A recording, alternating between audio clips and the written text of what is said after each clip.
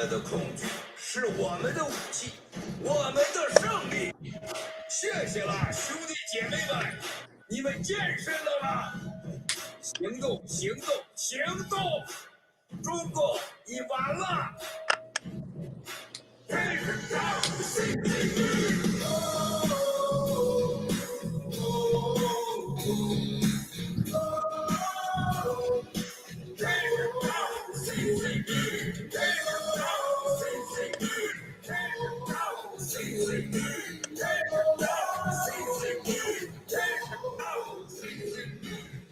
！Everything's just beginning for the games you want to play. Bring it on and now fight to the end. Just watch and see. It's all started, everything's begun, and you are over. Cause we're taking down the CCP. Spread the word all through Hong Kong. We will fight till they're all gone. We rejoice when they're no more. Let's take down the CCP. They have all life for too long. We will end what they do wrong. Spread the word on the road. Come, let's take down the CCP. The world is flying a little longer, and you will surround Let the bullets fly a little longer. We will have freedom to live. We will win. You surrender. Let the bullets fly a little longer. Let the bullets fly a little longer. Let the bullets fly a little longer.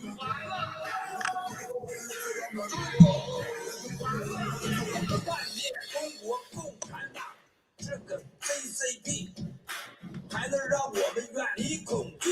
Take them down, CCP.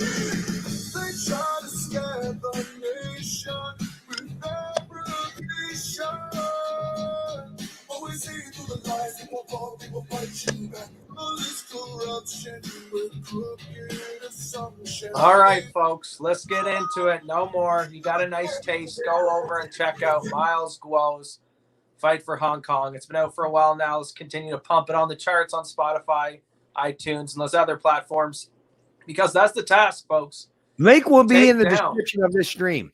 Exactly. Absolutely. Check it out if you enjoyed it. And that's the goal, folks. Today we're talking about taking down CCP, getting to the root of the problem, to a lot of the deep state control, why Biden is a national security risk. The man is compromised. China is so deep in his pockets, not only with money bribes, but with blackmail and other operations as well. They had the laptop from hell long before the Americans, probably. And they've been using it as leverage over these politicians. And we're going to get into it. Finally, today, we're going to play for you. Don't hear it from our voice. You're going to hear it from the devil themselves, the mainstream media. Even CNN now is dabbling in some of this information that a couple months ago, leading up before the election, was not talked about, was fake news, conspiracy theory. My son Hunter Biden did nothing wrong. His business dealings are fine. You'll find nothing wrong with his tax filings.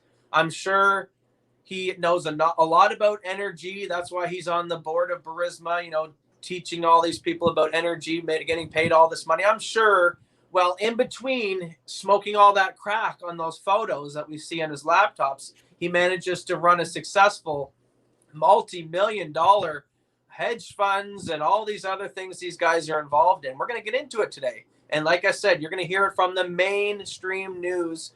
Finally now are having to cover it. Why? Because I think it's all coming out. It already was coming out before the election, but now it's really going to come out because finally even the neocons, Republicans, and some of the rhinos are realizing, holy crap, we like our corruption. We like our crony capitalism, but do we really want to sign off to the CCP? Do we really want to put China in control of America when they literally are on stage in their own country laughing about how they control us? I don't think so, folks. So we're going to get into it today. All right. Yeah. In case you need any evidence, well, here you go. Very people who ranted so hysterically about Russia were, even as they were doing it, even as they were yelling about Vladimir Putin, in fact, they were doing precisely what they claimed to decry. They were working on behalf of a foreign power, our chief global rival, the government of China. The Russia hoax effectively was a diversion.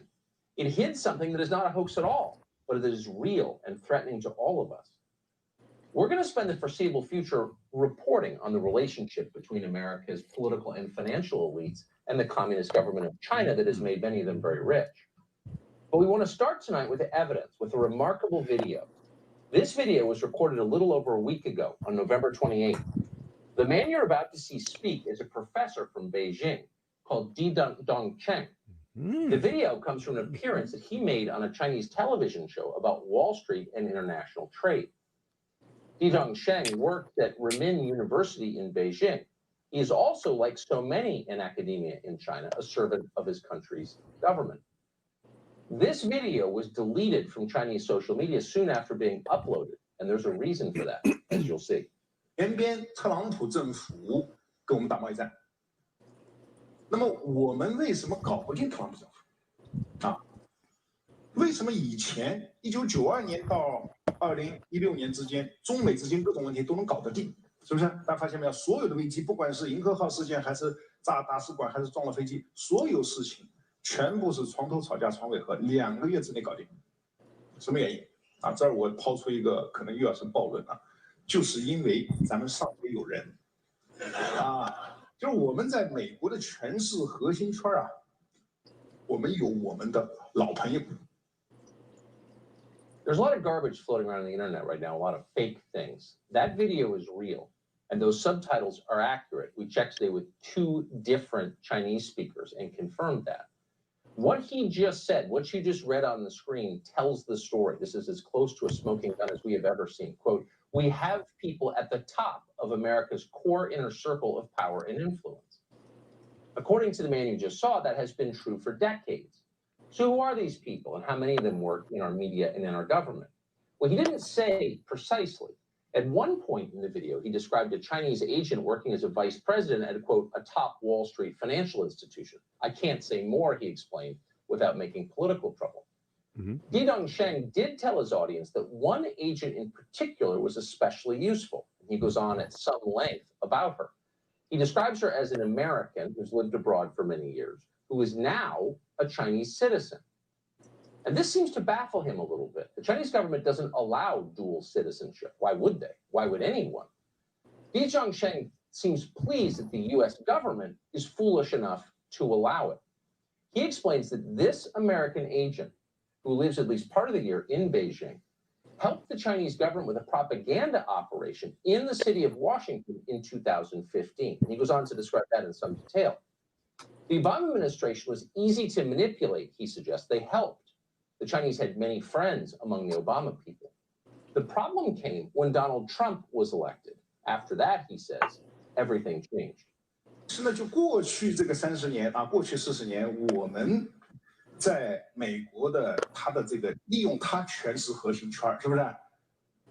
我前面讲过，华尔街在1970年代开始对美国它的内政外交有非常强的影响力啊，所以我们有路径依赖，是吧？但问题是08年之后，华尔街的地位下降，更重要的是16年之后，华尔街搞不定特朗普。 为什么很尴尬？特朗普以前对华尔街有过。Actually, let me just say real quick here before we continue on, and we'll definitely continue on and finish this video. But after I seen this earlier, I was getting a little bit up to speed in regards to this stuff because, you know, that's the thing. There's a lot of stuff we all got to research, and that's the beautiful thing about having, you know, Matt and myself doing kind of our own thing here is we can kind of bring new information to each other. And help expand and educate ourselves in regards to not just philosophy, politics, but, you know, obviously geostrategic positioning of governance and all kinds of the corporate world, what we're doing. So this is all good information. But you know what? As soon as I heard about this stuff, something clicked in the back of my mind because I remember reading an article.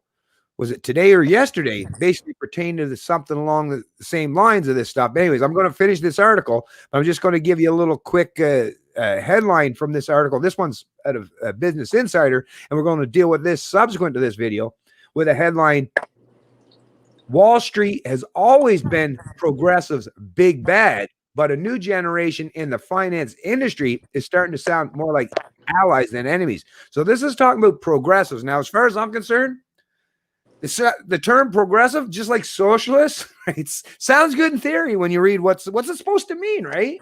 Progress. I'm like, well, who's against progress, right? But once again, that's the problem with these authoritarian collectivists. They use all kinds of different terms that aren't exactly what they genuinely mean, and that's done that way for a reason. That's marketing, folks. They're not going to tell you they want to take over your social and economic lives and make you a habitual slave to the ruling class. No, they come up with all kinds of different terms for that to explain what they're trying to do. But basically, we're talking about central planners and Wall Street. And I mean, come on, the financial crisis after 2008, when they all had their hands out to big government, these are corporate execs. These are people that are supposed to be market participants and advocates of the free market. And they all lined up in the trough like a bunch of fucking pigs with their hand out to big government. So these progressives, and there's definitely, as we see, lots of them, these activists on Wall Street, because apparently competition and the market is too hard. It's too difficult. It's much easier to make your wealth these days by way of force, violence, coercion, or wars, right? So anyways, like I say, I'll get back to this shortly after this video, but let's get back to the video. 会是软性违约，所以双方有矛盾啊。当然，这个细节我就不多说了，时间可能已经来不及了，是吧？那么，这个中美贸易战过程中，他们也试图帮忙啊。据我所知，美方的朋友跟我讲，这个试图帮忙，但是啊，力有不逮。 Since the 1970s, he said, and he's an economics professor, you should know, Wall Street has had enormous influence over the way the United States government operates over American policy. The Chinese government, he says, has enormous influence on Wall Street. And that arrangement worked very well for a long time. Just quickly, what would you initially consider if someone told you that big corporations, big business, and governments are working hand in hand? Kind of sounds a lot like fascism. Then Donald Trump unexpectedly was elected in 2016, and Wall Street was infuriated. Wall Street can't fix Trump, he said, but they tried. And this solves the mystery. If you're wondering why our political class has stood by and allowed the Chinese government to degrade this country and our way of life, why they stood by as the Chinese government has flooded the United States with deadly opioids that have killed hundreds of thousands of people, or have stood by as the Chinese government ripped off billions in intellectual property from our companies, there's your answer. Earlier this year, the chairman of Harvard's chemistry department was arrested for taking $50,000 a month from the Communist Party of China in return for sending secrets and referring top scientists to Beijing. It barely rated as a scandal. You may not even be aware it happened. Why? Because so many are on the take, in effect. Donald Trump was an impediment to this very lucrative arrangement. And for that reason, Di Zhongsheng explains in the video, America's most powerful elites, and he calls them that, got to work on electing a new president. Again, read the words at the bottom of your screen as he speaks. 但现在呢？现在我们看到拜登上台了，传统的精英。 政治精英啊，这个建制派，他们跟华尔街的关系是非常密切的。所以大家看到吧，拜登的儿子被特朗普说你在全球有什么基金公司，发现没有？谁帮他建的基金公司啊？明白吗？这个都有买卖啊。那么，所以这个时候啊，这个时候我们 Donald Trump, he notes, because the Chinese do pay close attention to what we say here. Donald Trump has complained about Hunter Biden and his ties to the Chinese government. Those are real, he just confirms. So now you know why you weren't allowed to talk about Hunter Biden's laptop, why big business aligned as one, the tech companies and the rest, to suppress that story because they were implicated in it. Back in October, we interviewed a man called Tony Bobolinsky. We interviewed him because no one else would. Tony Bobolinsky was a business partner of the Bidens. Here's what he told us about China. And in a document that you guys have, and I think it's been provided to the world, the Chinese reference that because of their trust in the Biden family, that Chairman Yi and Director Zhang are excited about moving forward in this. And in that document, they reference loaning $5 million to the BD family. Right. The BD family is the Biden family. What are the implications of this going forward? If Joe Biden is elected president, which could very well happen, how does this constrain his ability to deal with China? Are you asking for my personal opinion? I'm asking for your opinion as someone who's worked with the Chinese. So I think Joe Biden and the Biden family are compromised. I think Joe Biden and the Biden family are compromised with China. Looks like he was right about that. And it looks like the Bidens are far from the only one who've been compromised. Gordon Chang has been covering this story for an awfully long time. He's a senior fellow at the Gatestone Institute. He's the author of The Great U.S.-China Tech War. Oh, there we go, folks. All right, so can you imagine? Let me try to explain to people like this. Like you said, since the 70s, and I think literally in a video podcast that I just did, if you guys go look back, I don't know if it's the last one I did or the one before this, I said, I think it really took root about the time I was born, about 89, 90, which is basically what Tucker has said tonight now. But if you liken it to, if you were just plant a flower today, it wouldn't have much of a root system. You'd be able to go and just be able to pull it right out of the ground, right? Whereas if you left that thing to grow into a tree and develop a nice thick root system for 30, 40, 50, 60 years, you go try and pull that out, it's not going to happen. It's got a deep rooted system there, right? It's built its strength into the ground. So this is why in my documentary series, I used the picture of the White House and the deep state and then the root system going underneath it, because this is how deep rooted the corruption is, guys. Okay. They started off the CCP, the Chinese Communist Party. They started off in the earlier days in the 70s, like I said, trying their methods to pay off politicians and gain influence. And most of the people they approached at the time told them to kick sand. This is America. We're capitalists. We don't like communism. It was the era, right? They just fought wars against communism and stuff, right? So it's fresh in the mind of the people. So instead, they use other tactics like Wall Street during those times to influence American politics that way. But it wasn't until the 90s when George Bush Sr. came along and it started the spiral of the other Bush, Clinton, Obama, and potentially the Bidens now, that they actually moved their corruption levels up to a next level of control in America. Now they didn't just control America through Wall Street, but they had physical control over politicians and actors in high positions of power. How did they achieve this? Well, they try it. We know this now. We know this through the programs that's been leaked over there. And they use multiple tactics. So first they say, can you be bought? If you can't be bought, is there anything that you do bad in your life that we can use against you as leverage? Maybe blackmail. And if that doesn't work, then they even try to set you up in scenarios of blackmail to try to entrap these politicians and have leverage over them, make them do what they want. So we know now going forward, you just heard it on Tucker, you've heard it from Bob Alinsky, the guy who's been on the deals, saying you have Joe Biden, who is not only financially compromised by the Chinese, he's compromised by other countries as well, but the Chinese is the biggest portfolio of investors.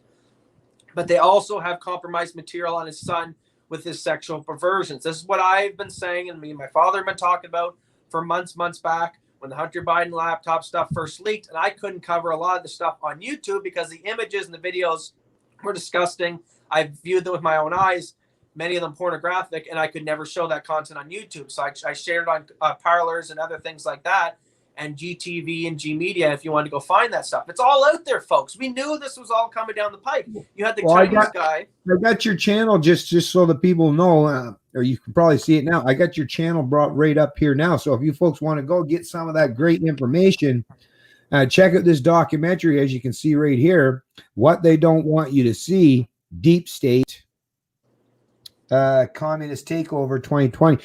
Check this out. Like I say, Matt did a lot of work, put a lot of effort into creating this. It's not too long either, folks. It's just over an hour and 1 minute. So if you want, get the information. This is something that perks your ears up and you want to get more information, I definitely highly recommend you. First of all, go to Matthew Hunter 1776. As you can see, exactly. Well, let's do a little experiment off the cuff here. Scroll down the bottom of my channel. Let's go to the very beginning of it. When did I really start doing this? And what information was I covering at the time? 1 month ago. A month ago. This is my backup channel. What's the name of the couple of videos there? Sebastian Gorka, Steve Bannon tells President Trump his next moves, and then Steve Bannon critiques Trump so far. shows. I see some Sydney Powell stuff. I think she's talking about election frauds and laptops. Sydney Powell starts about 3 weeks ago. Yeah. Top lawyer Sydney Powell. We have the documents. So yeah, there's lots and lots of Sydney Powell related. There's lots of Giuliani, Steve Bannon, all kinds of information up here, folks. And that's just the backup channel I started a month ago. I got another one, my main one I started a couple months back before that, and I cover all the Hunter Biden stuff. And like I tell you, folks, if you go to my YouTube page or you just clicked into the people talking about this stuff, you can literally see we say, here's what's going to happen. Wait a couple days, bam, it comes out and it happens. So that's why I've been confident through this whole process and thinking Trump's still going to win. Trump's still got this. Things are going to change. And that's just how it's going to play out. You know, the Army generals, the FBI, the CIA, the NSA, all these individuals at the top, they also have access to Hunter Biden's laptop. They also have access to information showing this guy is compromised in control. So here's what we're having happening. We're having a divide in all these institutions across the board, those who are bought and paid for and support it, and who are implicated, versus those who are not. So that's why when people say, well, why did that judge throw out that case of Trump's election stuff? Well, you know, it's not hard to think. Maybe there's judges and stuff that are thinking on different political spectrums. Maybe there's judges that are pro-Trump and judges that are not. And, you know, it's a multifaceted level. But when you get to the very top and you understand that the military's role is to protect America, right? It's to protect America from foreign and domestic threats, right? If China rolled up on the seas right now in ships, that would be a physical threat. It would be the Army who would come in and deal with that threat, right? Not the local law enforcement, not not me and you. It would usually be the Army's position and job to handle that threat and that fight rolling up on the shores. Well, we're living in the modern era, folks. And China just doesn't roll up on the shores with ships because they'll never win that war. We have more military might. So what do? They use these dirty-handed tactics by buying and bribing politicians and controlling them through that way, which we're finding out with the Hunter Biden and other families. So you can treat it now the same way you can treat it as if Army ships rolled up on shores. It is a national security threat. The implications we're dealing with right now with Hunter Biden, his family, and all these other corrupt individuals, and these other politicians in Washington who have been bought and paid off by the Chinese. This is a national security threat. This is something that very well you could see the military take over and control it as such. And why you see, I think, a lot of generals leading the way and a lot of military men are the ones who are the guys on the ground, whether it's Doug Mastriano in Pennsylvania, whether it's Michael General Flynn, whether it's the other general who I just want to jump in there real quick, Matt, because you just made me think of something. Actually, I was just getting ready to share another that, like I say, that business, and we're definitely going to get to that business insider article, like I say, that was pertaining to the kind of information that we were already talking about. But Matt just reminded me of another 2 articles that I just read this morning. And once again, what I really love, folks, what I love more than anything is using establishment media as my source. Not because I like them. I know they lie, misrepresent, but if they're covering a story that so-called conspiracy theorists or other people cover, well, that just goes to show that obviously if the media's covered it, the establishment media's covered it, well, then it can't be that conspiratorial, can they? Right? So let's get to this, and because not just establishment, but some of the great alternative sources that are finally coming to fruition in Canada. And this one, the first one, we're going to be dealing with the Globe and Mail article subsequent to this. Well, let's get to the post-millennial article just to get you a little bit up to speed and what we're talking about here. So Matt was just talking about the fact of Chinese being on the American soil. Well, that's not something we have to imagine. We actually know that to be a real, genuine scenario in Canada today. So this one, like I say, is coming out of post-millennial. Headline out of this particular article: breaking, Trudeau invited Chinese military to train in Canada. Prime Minister Justin Trudeau invited troops from China's People's Liberation Army to train in Canada, according to a new bombshell report. And, that would go over really well with America, right? Because, having Chinese troops, right? One of the biggest threat to America on the soil of their northern neighbor, that's going to go over real well, right? This was reported by Roberto Wacarel Cruz, Montreal, December 9th, 2020. as the big tech tires tighten up their grip. Anyway, they're telling you to join Parler, and if you want to do that, go right ahead. Because I don't know if you noticed or if you've seen Ezra Levant did a 30-minute piece on this as well, where he got the Freedom of Information request and shows you the documents and reads through them. It's referencing that right here. Yeah, and he reads through. It looks like they tried to redact it, but somehow maybe it slipped through and it didn't get redacted because it says classified material, some of it. But it goes on to say that. Let me just finish reading this, and it'll cover exactly what you're talking about. So just one second. So Prime Minister Justin Trudeau invited troops from China's People Liberation Army to train in Canada, according to a new bombshell report from Rebel News. So there's the Rebel News, and as you can see, anything that's highlighted or underscored means you can click on it, and you'll get an instant hyperlink to go straight to that source, straight to that article, or straight to that news report. So I definitely highly recommend that you check this out. All this information is going to be in the description of this stream below. The People's Liberation Army, known for such atrocities as the Tiananmen Square massacre, were invited for cold weather training at CFB Petawawa, Ontario. The revelations come from a 34-page access to information document dubbed the China Files and released to Rebel News. So anyways, folks, like I said, I'm not going to take up too much time with this stuff other than to let you know that, like I say, it will be in the description of the link or of this stream below, but just to let you know, yes, even one of Canada's establishment media sources, probably one of the very organizations that are on the dole of big government these days, but it's still kind of their job to report stuff, right? That's literally, it's kind of in their occupational description, right? So yeah, I'll even show you where actually even the establishment media is having to acknowledge and point out some of these realities. So Global Affairs objected to Canadian military decision to cancel training with China's People's Liberation Army. So in this one, they're saying this is from Robert Fife, the Ottawa Bureau Chief, and Stephen Chase. And as you can see, December 9th, 2020 is when this particular article was referenced.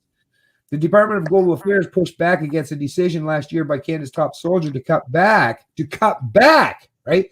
So it doesn't mean that it didn't happen at all, to cut back on interactions with China's People's Liberation Army, warning Beijing might consider this a reprisal for the arbitrary arrest of 2 Canadians, right?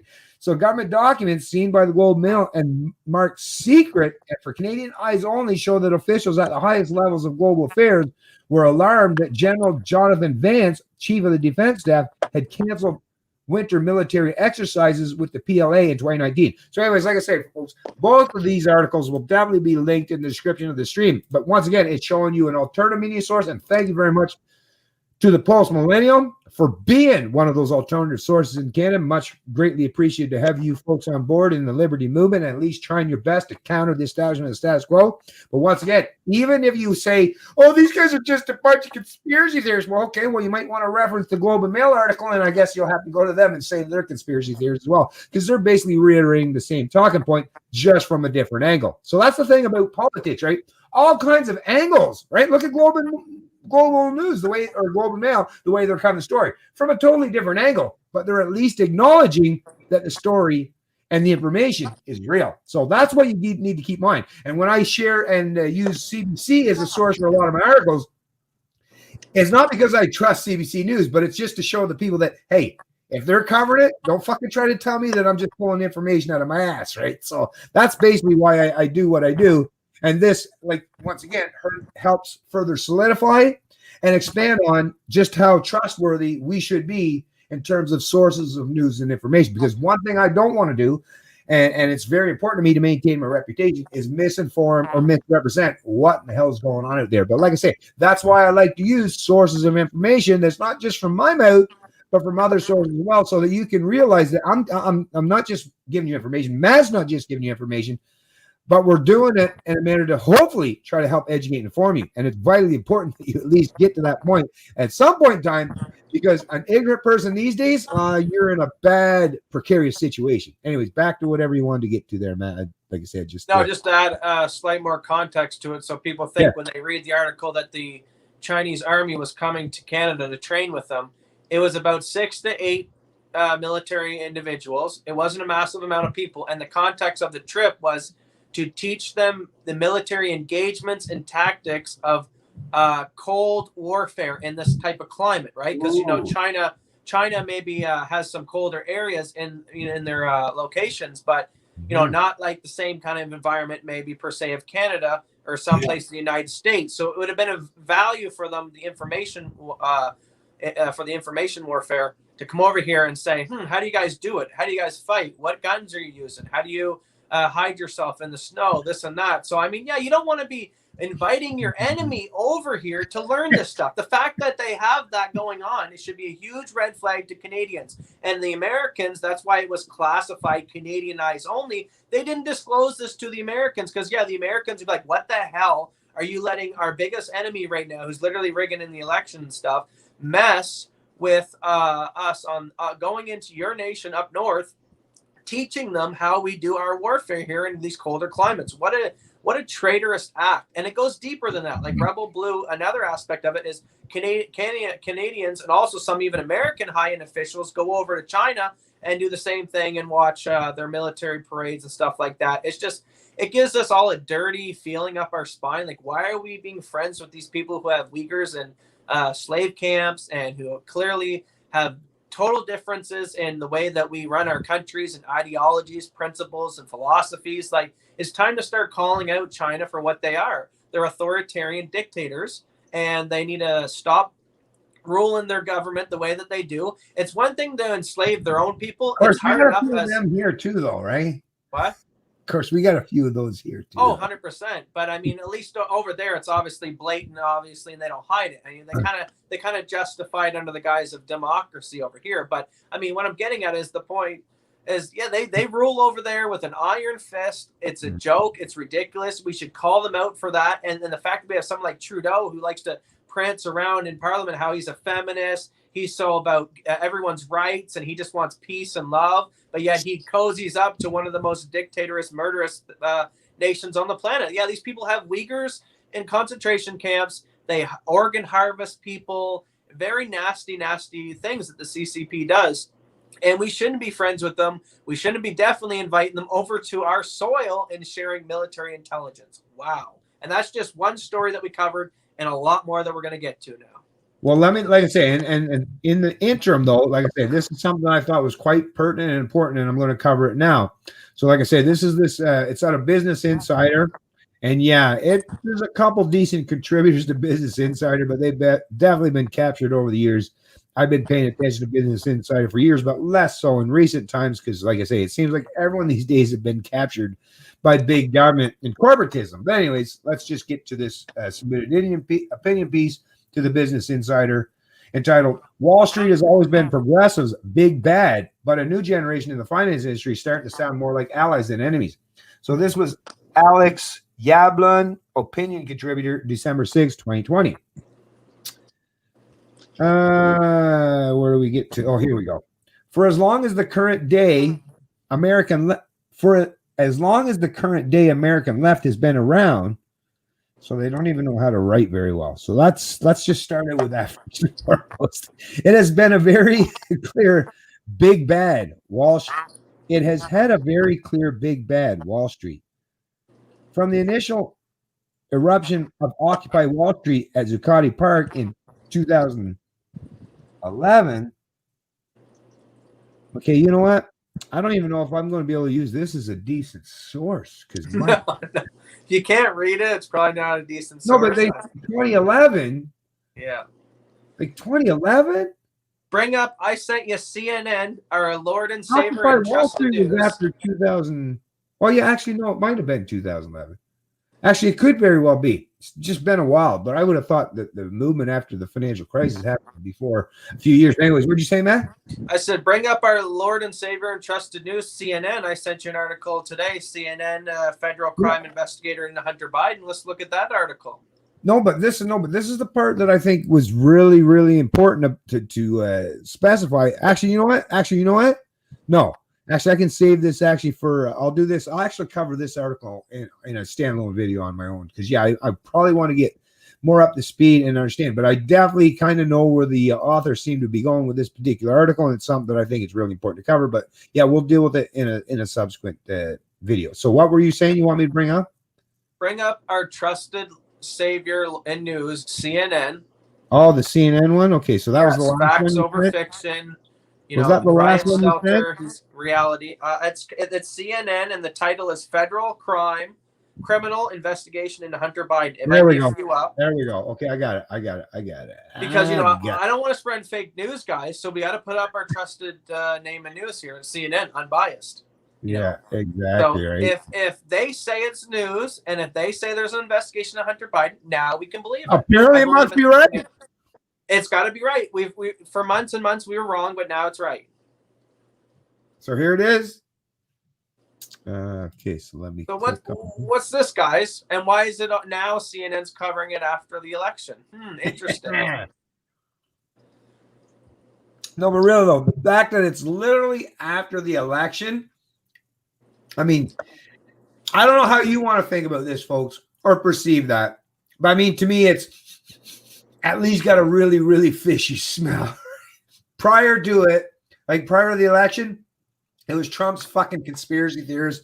Trump, he's a fucking nut bar. Trump's an idiot. Trump. But now, as soon as that, the election's over and their man, right, supposedly going to take the reins of power here in January. Now all of a sudden, it's like, now they're going to admit to this stuff. Really? Well, don't you think it would have been wise and prudent to do that during the election? Yeah. Well, no, not if your goal and your intention was to make sure that Trump didn't win. This actually makes complete sense if that was your goal intention, right? And that's, once again, just use common sense and reason, folks. So this, like you can see, federal criminal investigation into Hunter Biden focuses on his business dealings in China. And this was reported by Evan Perez and Pamela Brown, CNN, December 10th, 2020. And I don't know, do you want me to read a little bit of it, man? No, we don't need to read. I'll read from CNN. I'll tell you basically what I'll give you the perspective that they won't. Video at the very least, though. Yeah. So what I should say. So CNN's heading is federal criminal investigation of Hunter Biden focused on his tax dealings, his financial dealings in China. But what also they don't really talk about is what Fox News covered is that will also entail them looking at his laptop and other materials to look into these financial dealings, right? So if you got the tax man, what do we always know? The best way to get someone is by their taxes. If you go look back at some of the corrupt officials or mafiosos, the few guys who have actually got caught throughout history, usually they got them on stupid little things like tax evasion, because it's one thing that's so wide they can get you for sure on anything. But, what's the tax man going to do when he's flicking through Hunter Biden's laptop and he's like, okay, here's him dealing with China, signing $5 million. Oh, here's him smoking crack. Oh, here's him banging some prostitutes. Here's him with some underage girl. Like, this is going to open a can of worms. So I think what's going to happen, there's two things that way they can spin this. One, you got to worry that the deep state is the ones who's in control of the federal investigation. And then they say that they found nothing, and then that way it blows up in everyone's face to say, "Oh, see, he was looked at and they didn't find anything," which I find very hard to believe, because at the same time they're going to do that, all of us patriots, the Rudy Giuliani's, and the people who have access to the Hunter Biden hard drive, we're going to be blasting once again all the pictures, all the nasty materials, all the audio of these corrupt dealings. So it's going to look very bad on the FBI and the Federal Investigation Unit, who is investigating this stuff, to be saying, "Oh, we see nothing wrong," when you got Bobolinsky, who was sitting there on the deal saying, "Well, I was there and signed the paperwork with them, and I think it's fucked." So I don't know how they're going to spin it, folks, but this is why they have to start covering it, because they got to start working on a spin. And that's what's going to happen. They're going to, I don't know, but I'm trying to right now, even trying to figure out how they're going to spin it, because like, how's CNN going to say this now? Oh, he did nothing wrong. That in between his smoking crack habit, he did run Burisma very successful, and he's a very intelligent, knowledgeable man. So, I mean, it's all going to come out, and that's just the Hunter Biden stuff. I think what we're all finding out now, whether it's Dianne Feinstein with her driver, and now we're learning Rep Swalwell, Fartgate guy, the guy who farts live on TV, talking about Russiagate. And here he's talking about Russia influence, Russia. He's so excited he passes gas about it. And while he's doing that, Swalwell. He's actually sleeping with a Chinese spy. Like, this is insanity. What kind of crap is this, right? Yeah, now, whether he believes she was a spy or not just shows you this guy doesn't even know who he keeps in his company. So what a joke that is. And this Chinese spy, we're finding out, she's made her rounds around Washington and knocked on a few doors for some information in exchange for the opening of her legs. So we're going to see, folks, China runs deep in the deep state. It runs deep in Washington, and its control is vast. And we see it. Look, the NBA can't even talk about negative about China. LeBron James got to come out and say, you know, China's such an amazing thing. And all these other crappy things we see happening with sports. Sorry. I was just going to add this to the video here. So I think finally now the American public has realized that China has infiltrated the schools. They've paid off professors to teach sweet things about communism versus capitalism. They have seeped their way into Washington and paid off politicians to pass, give them military secrets, to give them access to more military bases in the South China Sea and other horrible things like taking our jobs and businesses. We're now finding out that China has been deep seed rooted into the scientific field. So, I mean, this makes sense, though. America has actually dropped the ball. For someone who's the #1 military power on the world, I sure hope that we have just as much American intelligence and agents in foreign countries like China, the same way that they've infiltrated our country. I mean, this is crazy. The #2 power in the world is very ambitious, and they want to become #1 under the guise of authoritarianism. And all these control freaks will allow it because they're all in on it too, because communism breeds the elite class, the rules for thee and not the rules for thee, for you guys. We will live under poverty like we're seeing. They obliterated the middle class, small businesses. All this lockdown stuff was about consolidating wealth. We're learning that now that while everyone else was poor during the pandemic and lost all their businesses, all the ones who, it's almost as if they sat in a room, right? Nobody wants to say it, but it's weird that a pandemic hits and then all the already wealthiest dudes also gain a bunch more wealth during that pandemic. And also the pandemic benefits China and screws over the American election, which allows mail-in ballots, screws over America by consolidating wealth and shutting down small businesses while they have parties and pool parties in Wuhan, China. Come on.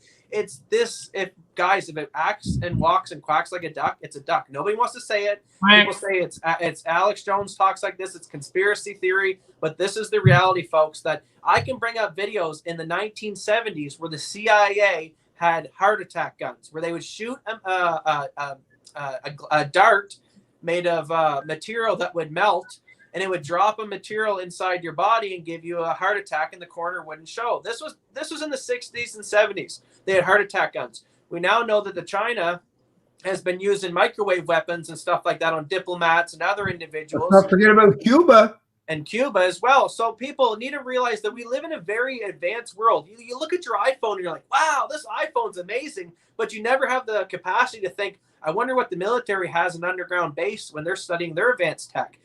You never would think that maybe the military is 20, 30, 40, 50 years ahead of the curve before the public gets access to certain technologies. Maybe military has found it first. And, what have we learned? The difference over 10 years in advancement, you go from like an iPhone from 10 years ago to an iPhone today. It's like it's a totally different animal. So we see if the military only has just 10 years above the public in military advancements, wow, what they're capable of. So I'm trying to get through to the public that this stuff is way more deep rooted and crazier than any movie or script than you can think. And yes, it's this wild because there's trillions of dollars on the line of enriching certain people dependent on who sits in that seat of the White House. I'm just sharing. I just noticed that Jennifer Russell, the chief health medical officer in New Brunswick, put out something today. So I'm just sharing that real quick because here in NB, this is something that I got to pay attention to here. All right. After that, when you're done talking, we'll bring up Don Jr., the president's son, talking about spies in America. Wake up. Okay, just one sec. I got that one already set up. Okay, clickety click. Let's bring this bad boy. Oh, wait. Damn, I keep forgetting. Guys, we're here to talk today about Chinese spies and what they're doing to our country and why. Today, Axios. Hold on, let me go back a little bit here. He's going to talk about Axios, folks. Axios. I mean, go look at the source. We're talking about mainstream stuff here, sources that usually I wouldn't even back and get behind. Wrong one. The sheeple love Axios. Wrong one. Sorry, I had the wrong one there. Okay, this one. No, this one. There we go. There we go. There we go, folks. Chinese spies, what they're doing to our country and why. Today, Axios broke an amazing story about a Chinese spy that got very, very close to Eric Swalwell. I'm reading that allegedly they were sleeping together. A Chinese spy sleeping with a U.S. congressman. This is Eric Swalwell, the guy who farted on live TV. That's probably the best way you can remember him. But you can also probably remember him as one of the leaders of the tinfoil hat brigade that was screaming Russia, Russia, Russia for the last 4 years. Think about it. The guy leading the tinfoil hat brigade, screaming about Russia collusion and Russia interference, calling me personally and my father agents of Russia, that we're Russian spies. He's in a relationship with and sleeping with a Chinese spy. You can't make this stuff up. This moron is sleeping with a Chinese spy, but it shouldn't surprise us. Have you guys noticed, whether it was Dianne Feinstein, whether it's the Chinese government giving all this money to Hunter Biden and all the deals, and Hunter Biden being the lawyer of China's spy chief, you think that was maybe because they're collecting compromising information?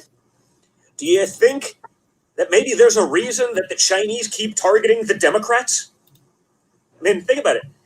Every time you see one of these Chinese spy stories, it's with a Democrat or with like a liberal institution like a university or one of these things. You ever notice they always seem to go after the Democrats?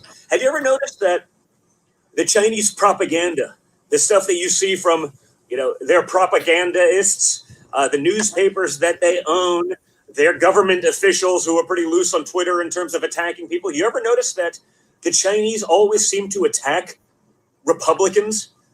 They're always going after Republicans. Their propaganda machine is always going after Republicans. And yet when they choose to get close to someone, it's always with the Democrats. Does that tell you everything you need to know about what's going on? I mean, think about it. Does that tell you everything you need to know about the Democrats and what other thinking people think they are doing to our country? The fact that the Chinese want to attach themselves to the Democrats means it's not good. Meaning the Democrats are not good for America, and the Chinese know it, so they'll do whatever they can to help them. They know they'll probably, they assume that they'll turn on their government. They'll give them the secrets because, the Democrats don't seem to want to represent America anymore. That's become pretty apparent. But you notice it only goes one way. The Chinese attacks go to Republicans. The Chinese spies always go to the Democrats. Think about this, guys. So when Eric Swalwell, who spent 4 years accused me of being an agent of Russia, is actually in bed with, quite literally, a Chinese spy, you got to wake up. This guy is compromised. He's on an intelligence committee. He deals with the CIA. Maybe that's why he was targeted. He's in bed with a Chinese spy? How can he keep his job? How can he stay on these committees? And where the hell is anyone in the media asking the same question? Where are these people burying their head in the FBI? Where's the CIA who should have caught it? Do whatever. Yeah, exactly. It's their job to come into Eric Swalwell and say, yo, listen, the girl you're sleeping with, she's on our radar as a Chinese spy. You probably shouldn't be talking to her about any kind of intelligence briefing material. But no, guys, they're all in on it. That's what the guy was laughing about with the people on stage in China. They've had this control since the 90s. It's all a joke. They know it. But then Trump got in there, like he said, and he screwed it up for them. And this is why it's important Trump wins. And this is why Trump has to win. You think all these military generals right now underneath Trump's leadership are just going to now, when Biden rolls in and tells them, hey, take the knee to Xi Jinping, and this is the new military, we're going to be the military arm for China. You think these guys who are over there in Afghanistan putting their lives down are now just going to go and work under Chinese control? I don't think so. So that why do I talk with such confidence?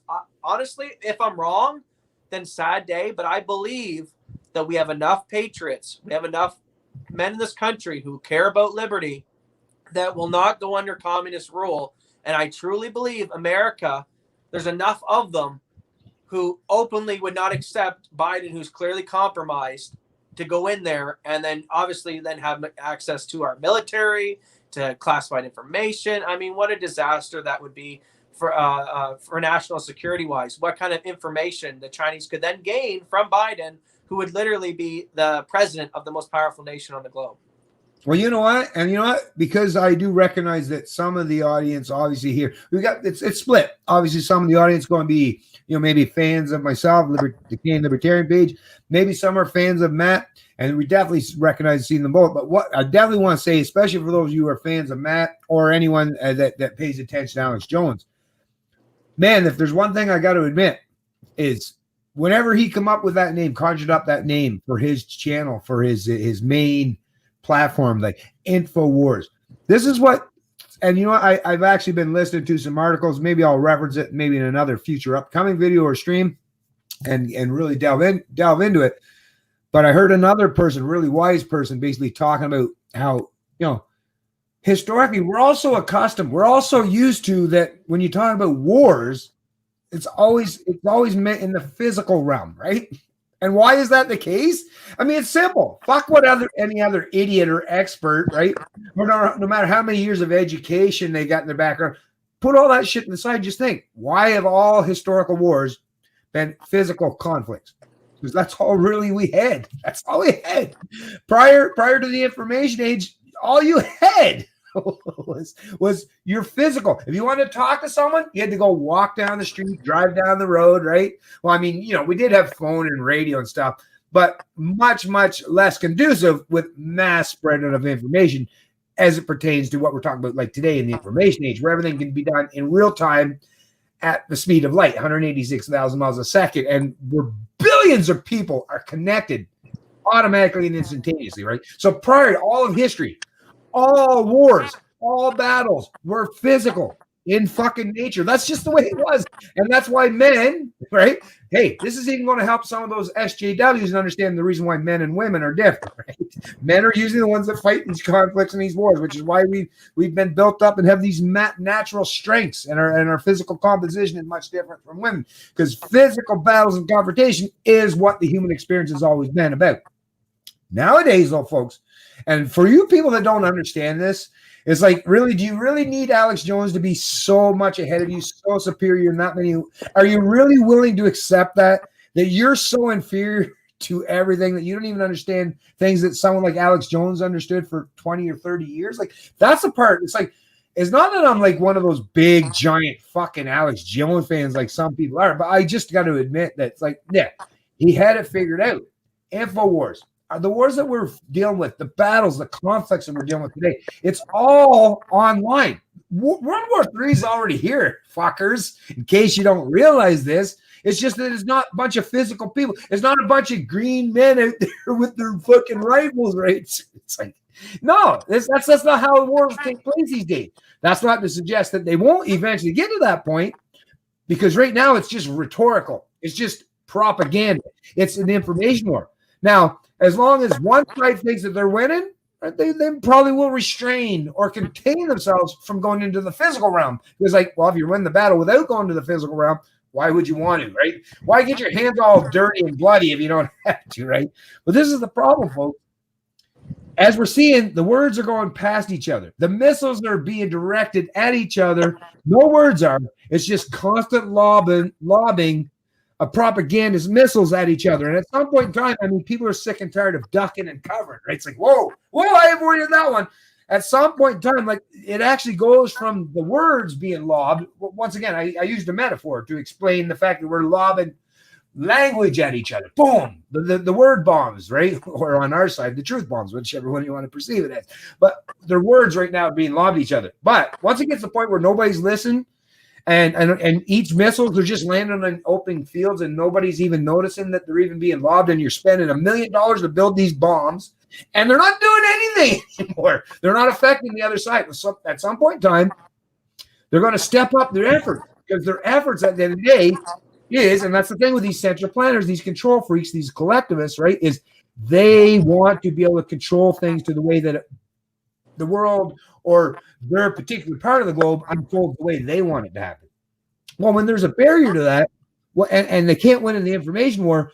Well, what's left? Like I say, if you can't beat them and you're not willing to join them, what the hell do you have left? Sorry, if you can't convince them and you don't want to join them, what's left? Well, you better beat them, right? That's so. This is the problem, and this is why people like me and Matt are constantly trying to advocate and how important it is for you to get more up to speed and understand what this information war is all about, because we want to keep it in the information realm, right? Because right now it's not, nobody's being bloody. A lot of egos are being bruised, no doubt about it. Lots of reputations are being tarnished, and a lot of people are definitely butt hurt, right? There's probably lots of bruises on a lot of people's butts right now, but other than that, they'll be fine. But unless we want things to go into the physical realm, well, we have to win the information war. If we don't win the information war, well, like I said, the only thing we have left at our disposal is, once words can't be used, well, you know what's the tool of last resort? And do you really want to get to that point? Well, depending on which side you are, I guess it's not going to work out really well, right? Well, neither side's going to benefit too much from it, but one side's definitely going to lose a lot more than the other. And at the end of the day, I think we all lose under that situation or scenario. And let's get back to what you were going to say there, Matt. I just really wanted to point out that it's we have to win the information war. And if we don't, then we go to the real world. And the Chinese, it reminds me of the movie Troy, when you got Agamemnon says to Achilles, to the other king, you bring your biggest guy, I'll bring my biggest guy. We'll let the two guys fight it out. And then, whoever wins will take over. Yeah. And they agree that it's, instead of all the bloodshed and what could happen, what ifs, let's just see who the bigger man is. And Achilles obviously goes up and jumps and hits him in the neck, and that's the end of it. But the Chinese, they took this approach. They realized that, why would we go to war with America? If we just bring this suitcase of money and hookers and prostitute over to Biden, we can take their king. And then we got everything. We didn't have to shoot a single bullet, and now we just got the most powerful. So that's all that they've realized. People think that you need this big, complex thing to be able to control a bunch of people.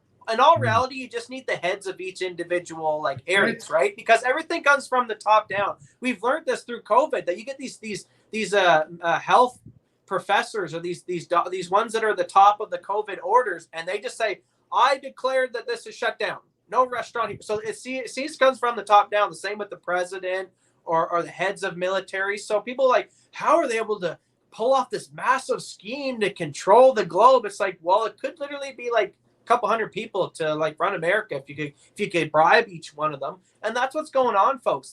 And here's another analogy. In the movies, what do you always see? The local police roll up on a crime scene. They go, this looks like corruption, or this looks weird. And then all of a sudden you see the guys with the black suits, or the FBI roll in, and they go, this is over your pay grade, guys.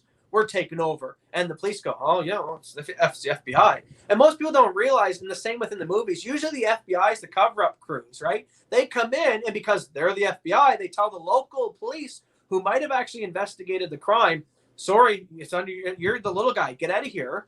And then the FBI rolls in, and they investigate. Most times they actually cover up. So that's what's been going on for a long time, too. So if you got an FBI department, and you get one sec of that, a couple guys at the top and maybe a couple little branches of it corrupt, you just make sure that those guys are the ones that go investigate the cases, that it might be yours. Or maybe it's a couple of judges. You just make sure that it's, when you get in trouble, it's that judge you go in front of. Folks, it's not that difficult. People think that it's this super complex thing, when in all reality, it's simple as, hey, if I gave you $10,000, would you put a USB in that computer? Oh, I got student loan debt. I work a shitty government job. You know what? Maybe, yeah. And then next thing, they're a Chinese spy. People don't realize that people are very easily compromised when it comes to money. Everyone has a number. I mean, look at OnlyFans. There's girls out there doing some crazy stuff on the internet today on OnlyFans for some money. So you think people aren't willing to do crazy things for money when it comes to maybe selling out their nation, or maybe working a dead-end job as a security guy, or a police officer, or a judge who just has to maybe give a little material up, and all of a sudden you get $1 million. So this is what's going on. It's not that complicated to understand, but they play it in all these James Bond movies to the public to make them think that, oh, it can only happen in the movies, folks. No, it happens every day. Is real life stuff. Yeah, I just wanted to share this particular link too, folks, because some of you out there probably are familiar, whether you follow Matt's chain pages or channel or mine, is you're probably familiar with Luke Radowski or Tim What's his last name again? Tim Pool. Tim Pool, that's it. How the hell did I forget about that real quick? But anyways, Tim Pool, which is a great guy. He was actually very early on. He was an early adopter and reporter for Vice News way back in the day. And he's actually, to this day, I believe he still continues to call himself a liberal and would identify himself as such. But he's another one of those people who have vacated what he calls the left, because he realized that I understand the difference between being a liberal in the classical sense and being someone who identifies as on the left. Because on the left, what they're talking about today means you're an authoritarian collectivist. Whereas if you identify as a liberal, well, you're basically about a 95% libertarian. If you're a classical liberal, you're almost to the point where you're an actual libertarian. You actually understand the importance of the Enlightenment era, all the values and principles that came as a result of that, or some of the founding fathers of the U.S., which they themselves would have identified as classical liberal, right? So the Enlightenment era brought about a lot of figureheads in the past that identified as liberals because it was all about creating, well, liberal. Liberal has a natural term, right? It has a meaning behind it, which is usually has something to do or a connotation in regards to freedom. But what we're talking about today, and why Tim Pool and many other people who typically, Dave Rubin's another classic example, who usually identify as being on the left or liberal, is like, well, these people have left me. It's not like they have left them. It's just the people that usually identify as liberal are no longer liberals, but authoritarian collectivists and identify on the left, which is why these people are saying, people like Tim Pool are saying, well, I'm staying my ground because I haven't changed, but I sure shit I'm not going to identify myself with the same kind of moniker or banner as the people who are now doing so, but yet with a collective authoritarian mindset. So I'm a real big fan of people like that typically, like I say, historically would have come from the left, but are they themselves, Weinstein's another classic example of that, where they realize that shit, it's those lefties that they typically identify with who are the most authoritarian and collectivists, and using their power or their influence as a means to beat their opponents or people who disagree with them over their head with it. So that's the thing. The left, that's the one thing about people like Tim Pool, and they're all acknowledging that I thought I was part of your tribe. I was like, hey, listen, I opted in, right? I did all the fucking shit that you guys said me do to become part of your tribe and your team, but all I did is disagree with you one time, and you fucking clobber me over the head over. It's like, you don't seem like you're very friendly bunch. Right? You seem to be like, yeah, you're real nice. You put on a big smile. Like, look at it. But the minute I disagree with you, it's like, oh, now look at the fangs are coming out. The horns are. And you know what? I got to admit, folks, not only does that stuff resonate with me, but holy shit.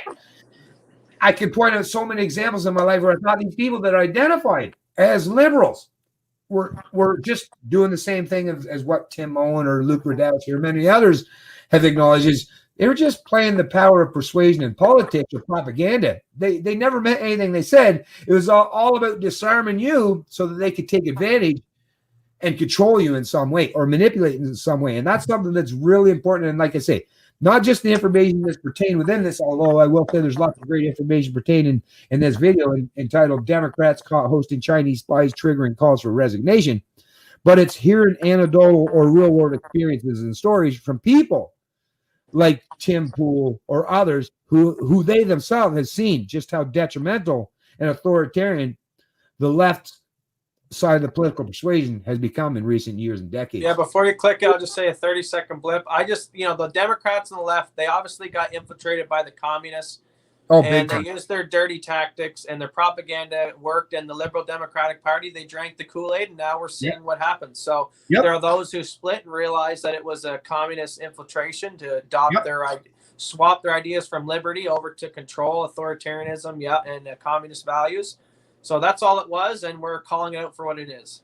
Yeah, and I just can't help but point out Luke Radowski. Right now, if you got ski on the end of your name, chances are you're either from Poland or one of those Eastern European countries, which means that his family probably has lots of historical context and knowledge as it pertains to communism or socialism, which is why you're seeing a lot of people, and I've definitely noticed that myself, people who are, deemed as right-wing people these days are people with a lot of these historical names that come from the Eastern Bloc or have been rickshawed over by the communist regime or the National Socialist regime. So that's the thing. If you got German or people, Eastern German, right? that are speaking out, you might want to listen to them because they have much more knowledge than those of us in the West when it comes to communism and socialism, because they lived it. Well, maybe not Luke per se himself, but his parents, his grandparents, they lived this shit, folks. So they know what the hell they're talking about. So don't, automatically override or overrule what people say just because you think that they might come from some of these Eastern Bloc countries, because actually these are the people that genuinely know what the hell actually took place there because they lived that, right? So anyways, go ahead, Matt. No, go ahead. You can play the video. Oh, no, but it's 20-something minutes long. You don't want to play the whole video. No. That's fine. No, just put up I just sent you a photo on Facebook there of Mr. Xi. Okay. And this photo is a representation of what America faces if they don't get up off their knees and do something. That's a good one. That's funny. Okay, you wait. Hold on there, folks. This is good. This is good stuff, though. So that's fine, guys. You want to just roll over to the communists. I'm pretty sure they got concentration camps ready for you as well under the guise of COVID, maybe. Here we go. And here is Xi. Warning, if you're lefty, you're going to get triggered here. Just yeah. going to let you know here. Is Xi and Biden at their latest meeting, I think. Oh, wait. Sorry. Fuck. Wrong one. Where the hell did it go? Facebook. Oh, it's on the Facebook, but it's on. Okay, so it's under. It says Kerry Burr. Okay, one sec. Got to find which stream we're at or which one here. Okay, share screen. So breaking news: Biden and Xi just caught at their latest meeting. Damn, it's not that one. Talking about the American election. Shit. Okay, one more. There's two of them I got set up here. So here we go. We got it. There we go. All right, there it is. This is what you face. This is what, and it's not going to happen, but this is good representation. If Biden were to get in, it would be total control. It would be, he'd have him on a string, just like as you see there. Biden likes to wear the mask. He's barely there. I mean, the guy's senile, and it's probably just going to be, he steps aside and it would go to Harris, but that's not going to happen. So let's switch. We've been an hour into this, and we've been talking about the CCP and the communist infiltration. I think we're pounding it into people's heads for the first hours. But what's happening on the wins perspective? What are we doing good out there when it comes to the legal victories and making sure that this doesn't happen and Trump gets in? So I also shared with you, Dad, which one? A map. It is a map, and you'll see I remember states the map. selected in red and states selected there in blue. Okay, got you. I'm going to share that right now. So here's the good news, folks. The good news is this map is a representation. All the ones in red are the states that have joined on to Texas lawsuit, and they are suing the blue states in question. Now. Yeah, actually, that's great because there's 16 of them now. When I was first reading about, it's up to 19. It's up to 19 now. Oh, they're 19 now because it went from 9 to 16, and apparently now 19. Now, folks, in the U.S., to have a constitutional amendment or have a constitutional convention where you actually got to talk about this stuff properly, right? You need 2/3. So 2/3 of 50 state would obviously require. So what do you need? 7? Wait, no. Can we zoom the map in a bit? 17. You need 2/3 of 50. What's 2/3 of 50? Probably about 17 or 18 times 2. So what? 34? Yeah, 34, probably. 36. I'm guessing, just doing quick math off the top of my head, sounds like probably 34. But they're already. I think they need maybe 29. Right? Anyways, what else do you want me to share? Sorry. No, just can you bring the picture up a little bit bigger? I don't know if I can. Okay, that's fine. Well, that's the way it is on this page here. So. All right, that's fine. Okay. But people, let's take a second and look at this. Okay, this map is a good representation of the breakdown of America. So everyone in red is places that believe the American election was rigged and stolen from them. As much as people want to deny that, these red states are signed on to this lawsuit. So this is pretty damning information, and this is why people need to realize. What's that? Well, I'm just looking at Texas. I'm just recognizing the states. That's all. Yeah. That's all I mean, this is what I mean. The country is divided. You can see quite a big portion of that map, and we're only in the early stages. There may be still other states to join into this. this is not going to go down the way that Democrats and the liberals think it's going to. Biden will not be put in office on January 20th. There are multiple different fail-safe mechanisms put in place right now, and some of them the president can talk about, some of them he can't. He's trying the military, or he's trying the legal aspects, and the big problem with that, and what the liberals kept throwing in our face in the mainstream media is, all these Trump lawsuits get thrown out, none of them make it anywhere, and that was starting to piss a lot of people off. So what did these God bless Texas, might be literally Texas who saves the republic, which is beautiful in itself. But what they do is when a state sues another state, it bypasses all the courts and automatically goes to the Supreme Court. That's how it works. So this was like Texas saying, okay, we let you for the last month try to do this the judicious way, try to put it through the courts, through the different tiers, and you kept throwing it away. You didn't even want to see any evidence. So Texas comes along, gives them the big middle finger with their cowboy boots on and says, bam, there you go. Who wants to sign on to the lawsuit? Now we're seeing each and every day more and more states signing on to this lawsuit. And then when it comes to the Supreme Court making the decision, as much as the Supreme Court wants to say they're unbiased when they're not, clearly they're political hacks by the way that they vote. When but how can anyone in the Supreme Court say they're not biased? Oh, exactly. When we know, you don't know, but this is the hilarious part. Let me just say this real quick, so for the people that are paying attention, we've heard all the media point out the fact that Trump appointed 3 conservative judges. So we all know that it's politically biased. Now, whether they're misinforming you, that's up to you to figure all that stuff out.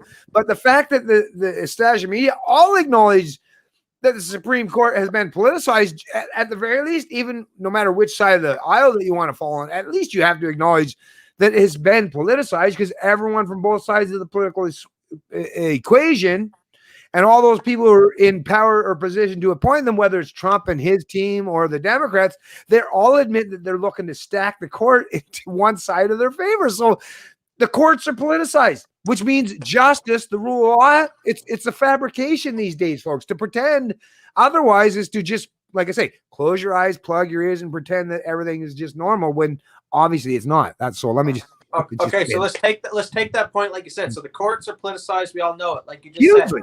So as this map we're looking at gets more and more red, puts a lot of pressure on the 5. I don't count Roberts. Let's throw him off the side. But for sure, the 5 that are supposedly calling themselves Republicans.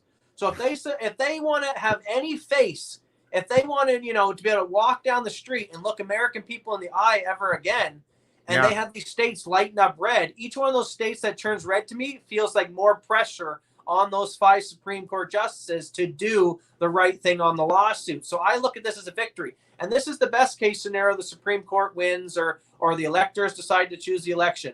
Here's worst case scenario. Worst case scenario is everything fails. The courts fail us. All the agencies fail us. And then the January 20th rolls around and they physically try to take Trump out of the White House. Trump then has the military as his last and final card. And it's a very good and heavy card to play. And if all these military generals are rallying behind him, if Michael Flynn is throwing out in the propaganda winds that, martial law, and even the mainstream news picked it up and they started floating it, could actually Trump to do martial law. The fact that they're floating that is just them telling you that this is our final key. Because what has Trump always said in negotiating? Nothing's off the table. A good negotiator, even if he believes he won't do, let's set example, would never tell his opponent that that's off the table because he wants to be at an advantage negotiating. Trump wrote Art of the Deal, right? He's all about negotiating. So he knows he's going to tell them, and I think he actually would, hey, we're going to do this through the courts. If the courts fail us, this is why I got all these military generals rallying behind me, and this is why a majority of the military supported and voted for Trump, and why I've been licking the boots of all the police as well, and why if you try to do a physical removal of me in the office, good luck. Secret Service is on my side. Military is on my side. So I keep saying it, folks. Trump's going to win. Don't worry. That doesn't mean don't be vigilant. Your enemy is still coming at you like a vicious dog on rabies. They are taking any and all tactics to try to take this away from you. So when I say we got this in the bag, that does not mean you sit back on the couch and eat Cheetos. At any point in time, this could sway the other way. I feel confident right now because everything is going the way I said and the way I planned. As cases started dropping off, like me and my father before, we talk in private, and we'd be like, of course it went in front of like an Obama judge, he threw it out, but the public was like, oh my God, Trump lost the lawsuit. Oh my God, oh, the Patriots are losing. And they would jump on this. But that's what the propaganda tool of the left is going to do. The Democrats, they're going to put out anything they can to make it seem like there's no hope, Trump supporters. There's no hope, Patriots. You lost. This is also why they called it for Biden earlier on in the election, a couple of days after, and started calling him president-elect. What was his alternative? To not call it and to then start believing that there could have also been some fraud? He had to get in on it early to solidify it was a legitimate election. Everything makes sense. Everything's going the way it should be, but still be vigilant and do your jobs. Yeah, that's one thing. I can't speak for anyone other than myself, but all the people that hope that I'll just eventually just relent, shut up, sit down, allow myself to be silenced and go away. It's like, I don't know. I like I said, I can't speak for anyone else, but you don't know me. You don't know my personality. You don't know what the fuck I am as a person, because I'm so competitive and so driven, especially when I know I'm right or when I know I can win. Good. Like I say, there's basically, I don't know what the hell he would ever take. I can't even if I sit down and think about it profusely for a long, expanded, protracted period of time. It's like, I don't know what the hell you people could ever do to stop me from doing what I'm doing when I know I'm in the right. Well, I mean, if you could somehow convince me I'm in the wrong, maybe, right? But so far, after 10 fucking years of a massive propaganda campaign, bullying, trying to silence me, insulting me, deriding me, misrepresenting my views, all the things that I've been through. If you haven't been able to do it after 10 years, it's like, I just don't understand why anyone that's continuing to try is like, if you never heard that old expression, is that, trying the same thing over and over again, expecting different results, is literally the definition of insanity. It's going to leave you with a big old headache because you're just going to be banging your head against the wall day in and day out, trying to turn me into a status. Because like I say, I just can't. Once a person knows that 2 + 2 is 4, it's like trying to tell someone trying to convince me to stop being who I am is like saying, I want you to believe that 2 + 2 is 5. That is literally, that's what I love about these books by like people like George Orwell or your, what's the other one? Aldous Huxley or whatever with Brave New World or 1984. You got to understand that there are people in the human race that just, you're not going to do anything. You're not going to undermine my confidence in my knowledge. Why? Because I put in the work and the effort to make sure I'm knowledgeable, right? It's like, you can't undermine a mathematician by saying 2 + 2 is 5. Why? Because they've made sure that they're really well articulated and understanding math, right? And I've make sure that I'm really well articulated and understand philosophical concepts, principles, ethics, morals, metaphysics, epistemology, history, geography. I've made sure I've done the work. Just like if I'm going to race someone down the track, I made sure I've done my work, right? So that's the part that I don't understand. And the people that are constantly relying on their ability to try to trip me up is literally relying on the fact that they can trip me up and trick me,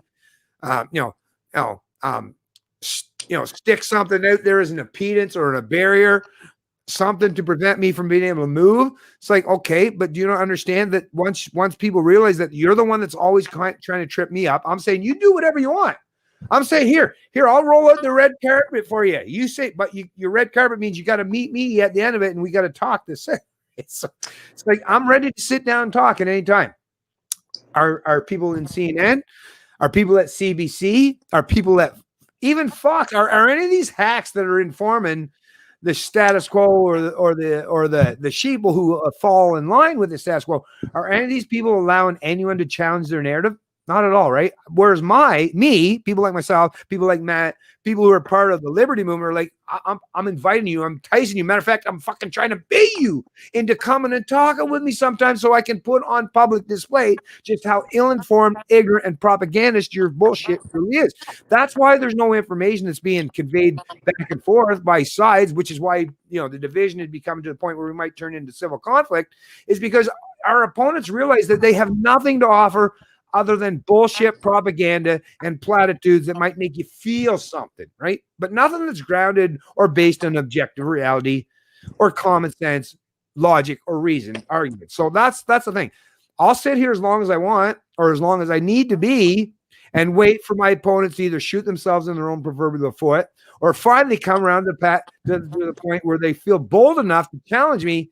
And then once again, they're going to lose in that equation. No matter what my opponent loses, it's just when they want to lose. Do they want to protract it, make it last longer? That's why the media hacks and the political establishment won't pay attention to my channel, will ignore us, or people like myself, is because they know the minute we actually actively involve or engage in genuine dialogue is the minute they've lost the conversation and the information war.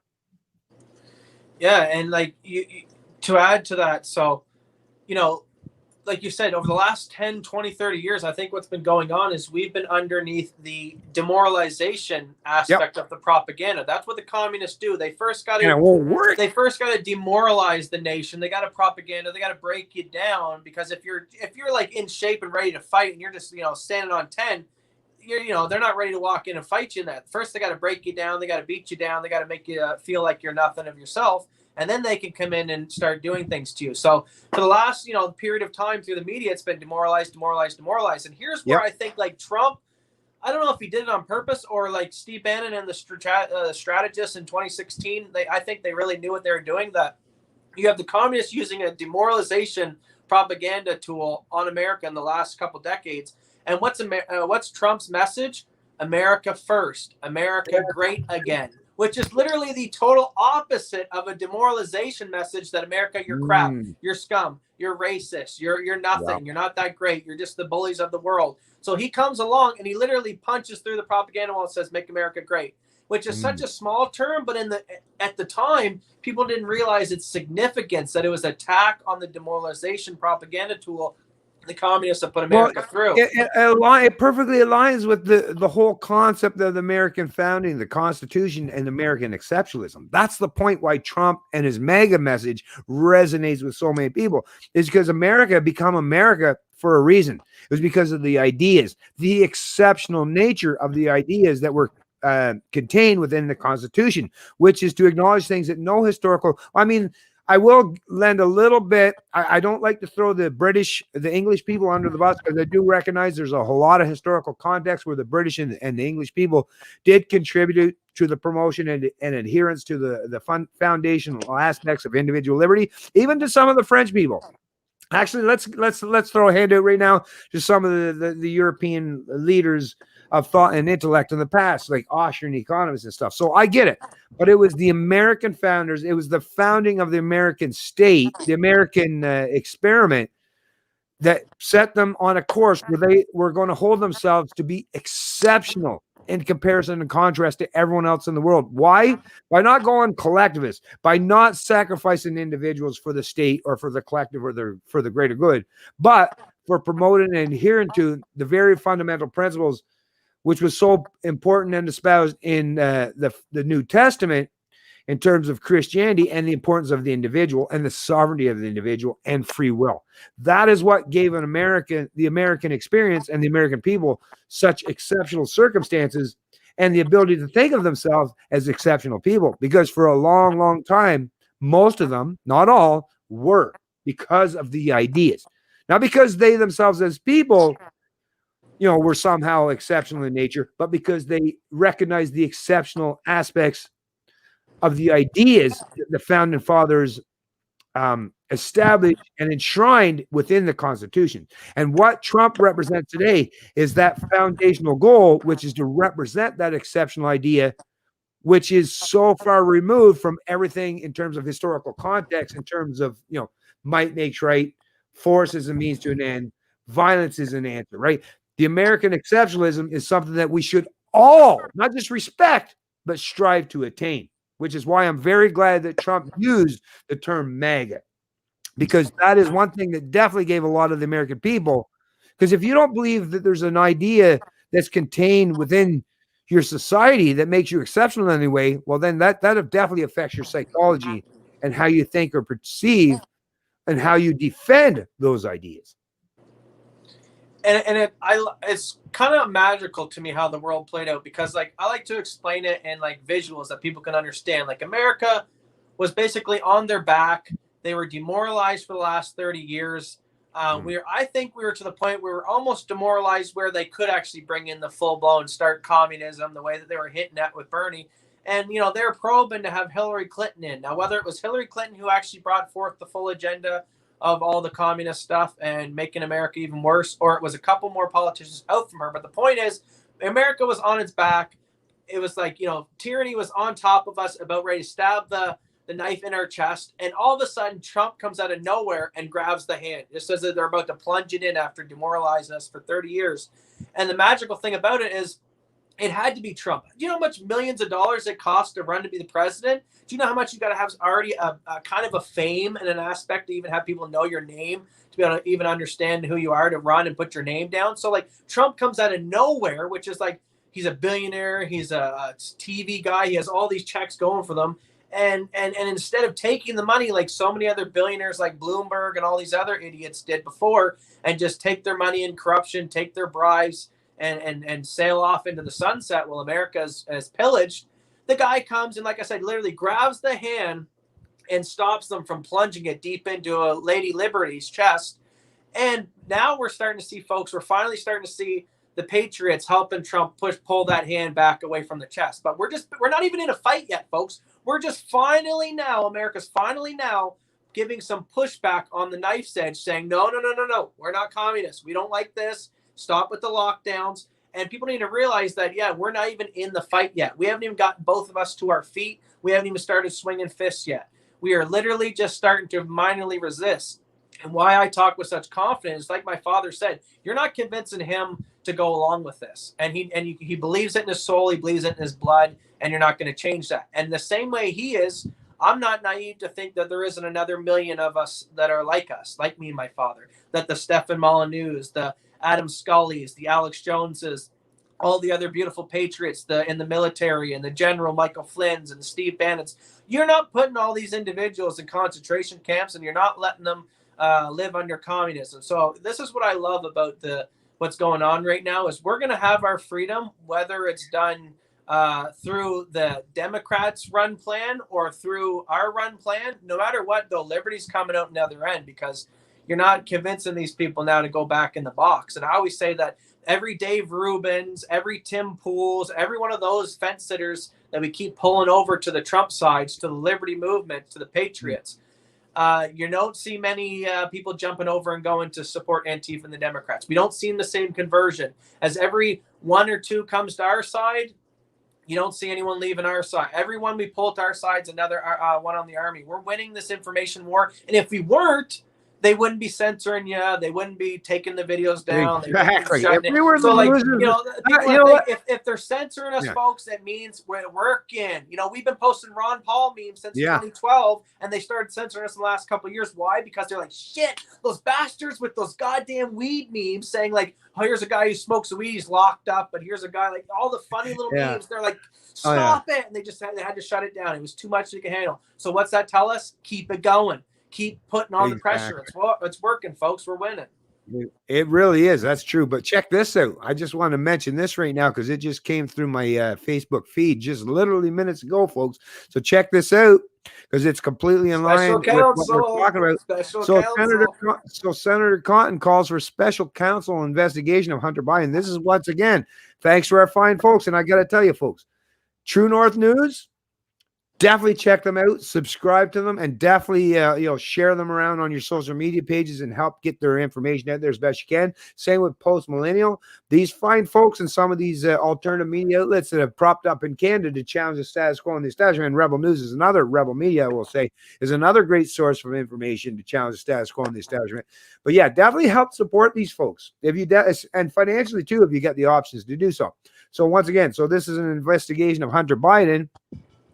Cotton's comments come only a day after it was revealed that Hunter Biden's taxes have been under investigation by the U.S. Attorney's Office in Delaware since 2018. So once again, it's a little bit shocking and disturbing the fact that, the establishment media didn't cover this stuff. And now, even if they start to subsequently cover it, it's a little bit late, a little behind the times there. But at the very least, it's all coming to light.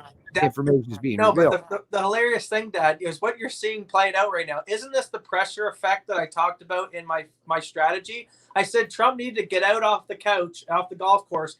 He needs to start hosting rallies like so many people were saying. He needed to get on the Oval Office and do speeches. Check, he's done that. He needs to start pardoning the Patriots. Now, he hasn't done Assange yet. He hasn't done Julian Assange. Maybe that's going to, or Edward, maybe that's maybe a Christmas present. But, you know, he's definitely listened to what the Patriot has been saying. And now with the special counsel stuff, we're starting to see it's a pressuring effect. So as it gets closer and closer to the January 20th date and the deep staters don't back down on him, he's put more and more, okay, special counsel prosecutor to Biden. Okay, then we'll start showing some of the video in the Oval Office maybe. Like, it's playing out exactly how we see, and this is what Trump does. I'm more of like, I like to walk up and punch a bully in the face.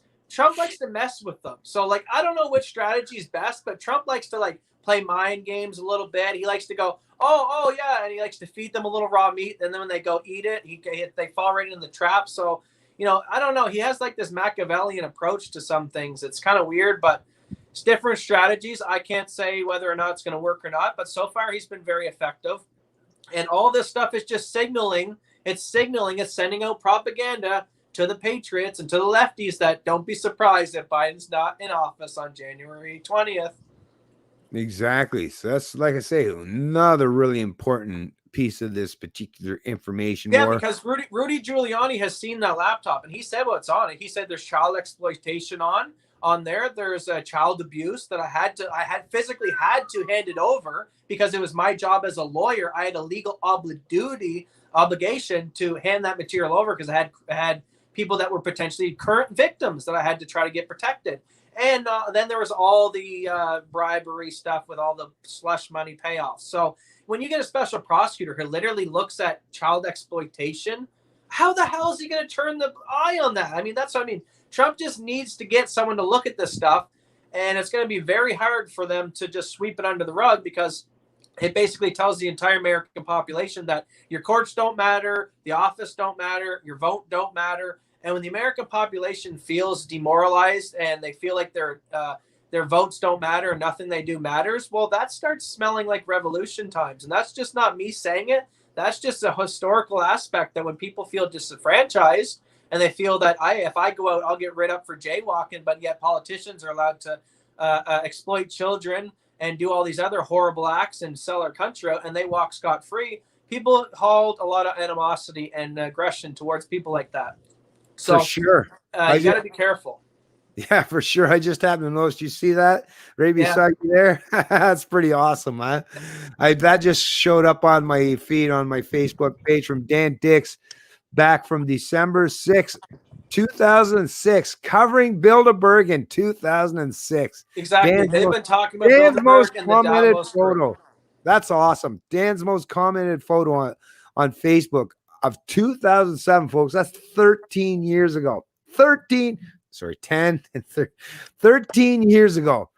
These fine folks who, you know, have been called every name under the book, right? Have had their channels taken away from them. You know, Alex and Dan, actually, that's one thing that they share in commonality and similarity is this establishment have attacked them tremendously. And for doing, even if you suggest, that's the thing to me, is like, even if you believe that Alex Jones and Dan Dix are just a bunch of conspiracy theorists, I'm fine with that. I'm totally cool with, even if the media wants to label them that way. The point is, though, why are they so scared of these two guys? If they're just a bunch of nut bar conspiracy theorists, why in the fuck would you go to so much? Why would a hundreds of billion, almost $1 trillion company, right? Well, if you take the entirety of their portfolio in terms of Alphabet, in excess of probably $1 trillion in terms of their business model and their purchasing power and their ability to fucking get things done, right? So $1 trillion companies are seemingly so scared to death of these two gentlemen that, I don't know, they just look like two dudes as far as I'm concerned, right? But apparently they're so magically powerful that YouTube, Twitter, Facebook, all these big giant behemoth, these $1 trillion companies or hundreds of $1 billion unicorns, right, are scared. And of course the established media, well, the established media won't even touch them. As in terms of the established media, Dan Dix and fucking Alex Jones, it's like the third rail. You don't touch the third rail unless you want to get fried, motherfucker, right? So, but it's just two dudes that don't toe a party line and are willing to say stuff, even if you want to call it conspiratorial. Well, once again, I've seen some dude with a fucking rubber boot on his head that ran for president. I've seen dudes downtown Toronto that are like dressed with bunny ears and shit that talk out in the streets, or I've seen the dude down in fucking New York City that wears underwear all day long and says some crazy stuff. Are they all trying to silence all these people? No, and I'm pretty sure you could call them conspiracy theorists or nuts or a little bit strange at the very least. But they're not trying to silence them, are they? Nope. But for some reason, they're trying to silence Dan and Alex. I wonder why that could possibly be. Because if they're just lying, well, it would be easy just to say they're a bunch of lying, deceiving nutbars and move on. But if you spend the last, 2007, if you spent a decade and a half, spending a lot of money, time, and resources taking down these two just regular dudes, right? Well, they've obviously got something that scares you really, really bad, right? And what I would suggest is a counter narrative, or what might ultimately be deemed as the truth. You might want to challenge that some point in time, because like I say, what could possibly make behemoths, like I say, what would make a 500-pound Goliath want to smash a 98-pound weakling? Well, that 98-pound weakling must obviously represent quite a challenge or a threat to that behemoth, right? So that just speaks volumes without really having to say too many words.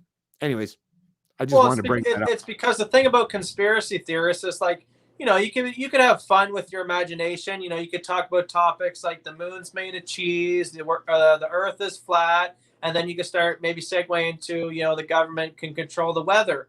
And then some of these agents are probably sitting around like, haha, they're turning the fucking frogs gay, goddammit! Exactly. Or they're turning the frogs gay. But, everything, sometimes the conspiracy theories stumble around real conspiracies, and they unearth actual things and military programs, and that scares the government sometimes. So think of the terminology. That's what I always hate about today is there's always it's an information war, and it's a war on words and how we use them. Because here's Oxford's Language Dictionary.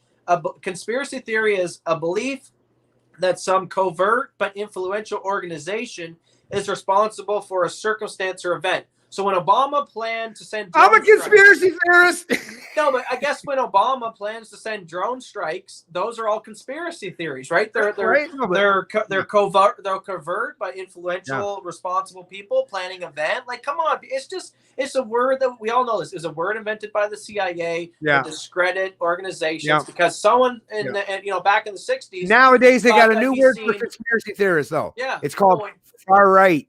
Exactly. And, someone back in the 60s, was stumbling around a military base, thought they seen an alien, accidentally caught a friggin' advanced military aircraft on their camera. And then, they had to start discrediting these type of people, and they had to start, spinning propaganda stories. And that's what, Operation COINTELPRO, Mockingbird, all this stuff where the CIA, and they would literally like, there's whole documentaries on Netflix about this, where they would have these FBI agents, they would hire them to literally go to these MUFON alien meeting groups and then say, hey guys, and they tell them these wacko stories and give them fake government documents to make it seem legit in order to maybe get them off of the story that they might have been uncovering real stuff on. So maybe they were down by some military base the public wasn't aware of, and to get them to say, hey, go away from that base, you might actually uncover some actual maybe some new military technology that we don't want the China to see. Let's tell you a story about some wacko from certain galactic nation over here. Go look over here. So those were actual covert operations to pull people off of actual discoveries of maybe military tech and all that. And the military has been running these operations forever. I look at CNN and CBC and all these other state-run mainstream medias, whether they're funded by the government or they're funded by these foreign actors and these people who want to sell out our nation. They're just CIA intelligence-run propaganda things. Anderson Cooper might as well be having the CIA behind him, directing him. Hey, say this, propagandize the people. That's what we see going on, and that's why when you hear these CNN tapes of Zucker at the top, it's not journalism. He's literally saying, "Here's what you need to talk about. Here's what I believe, and here's the narrative we're pushing." It's not go investigate such story, get to the bottom of it, and tell me what you found out. It's Zucker on a private call in the morning, 9 a.m. call on James O'Keefe's videos saying, hey, don't talk about the Hunter Biden stuff. That'll make us look bad. We need to beat Trump. It's in your it's right in everyone's face, and over half the country knows it, and that's why I don't think they're going to take it from us. That's right. And I expect, like I say, there are definitely a substantial amount of people in the American, the country of America, that I think are willing to fight and stand up for the freedoms and liberties. How well this is going to play, I don't know. Like I say, it's an information war, folks. It's tough, and we're trying our best to try to put forth and present our side of the equation. And I don't even like using the old term our side, because the only side I am on at the end of the day is it's not left versus right. It's not anything other than freedom and liberty. Does it resonate with me that it actually promotes and adheres to, respect and people's sovereignty and their liberty? And if it doesn't, then I challenge it. And that's what I do. That's the point of libertarianism, is to respect and adhere to the fundamental principles of what it is to be a free human being. Do not be a subject, serf, or slave to a master or a ruling class of any nature, of any sort. That's really what it comes down to. And I think at the end of the day, we will ultimately, hopefully, win this information war. But it's not something that you can just speculate and hope that you can just, dream it to fruition. The only way we win, the only way it does come to fruition, is if more and more people accept and adopt the reality, the facts, and the information that we present, and acknowledge that that is the truth. We're not misrepresenting facts. We're the ones that are telling you the truth. And what we need at the end of the day is for you folks to put your partisan politics aside and be principled like we are, and say, at some point in time, I'm going to have arguments. I'm going to have discussions. I'm going to have debates with people as it pertains to a multitude of social or economic issues. But at the end of the day, when we walk away from that conversation or that dialogue or that debate, the only thing that matters most to me is, can I respect your opinion, your sovereignty, and your ability to live freely? If we can do that, then once again, the sky's the limit, and the West can once again show that it is the best as it pertains to human flourishment and freedom. But if we don't end up in that situation or under that scenario, well, once again, we go back to the ages, the dark ages of might makes right, and whoever has the biggest gun wins, right? And if that ends up becoming the case, that I will say, these lefties that are dominating in the information war, they're winning that war. But if we get to the physical confrontation, it's their opponents that are going to win the war. And their opponents aren't necessarily us. I would like to say it's us who will win. But no, it'll be the authoritarians, but much stronger, much more physically dominant, much more rigid even in their own constructive narratives. And then the left, that's when they'll see, just like the communists, right? When the Nazi regime came for the communists, right? The communists are like, hey, we're kind of socialists too, but you're not nationalists, are you? Right? So it's like, even you folks on the left that think that you're part and parcel of this new ruling class or this new collective or part of the new world order, they'll come for you too.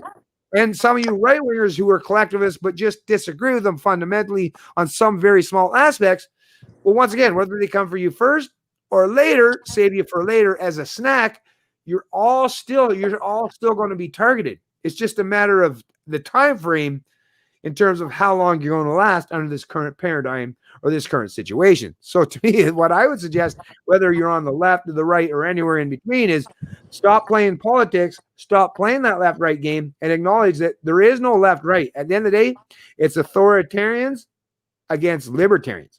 It's about people who promote and adhere to fundamental aspects of freedom and liberty, and those who want to destroy and deny them.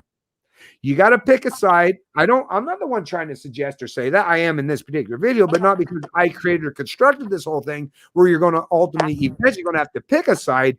But that is eventually where it's going to come down to. There's going to be a line drawn in the sand at some point in time, and you're going to have to pick one or the other.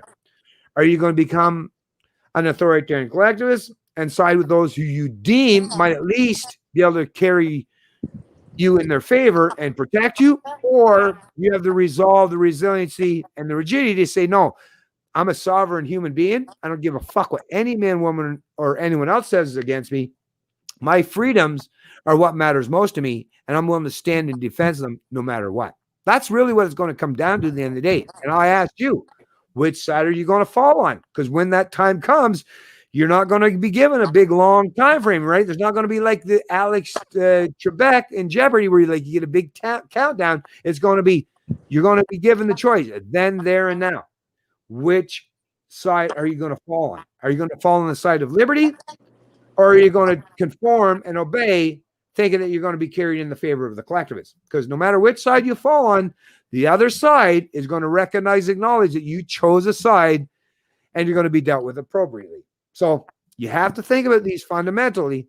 And the decision is, while I recognize it's difficult, it's really important that you've made sure that you've done your research, you've done your investigation, you've done the work, you've done your homework to make sure that you're going to fall on the right side. And I don't mean right in terms of right or left, but I mean the correct side.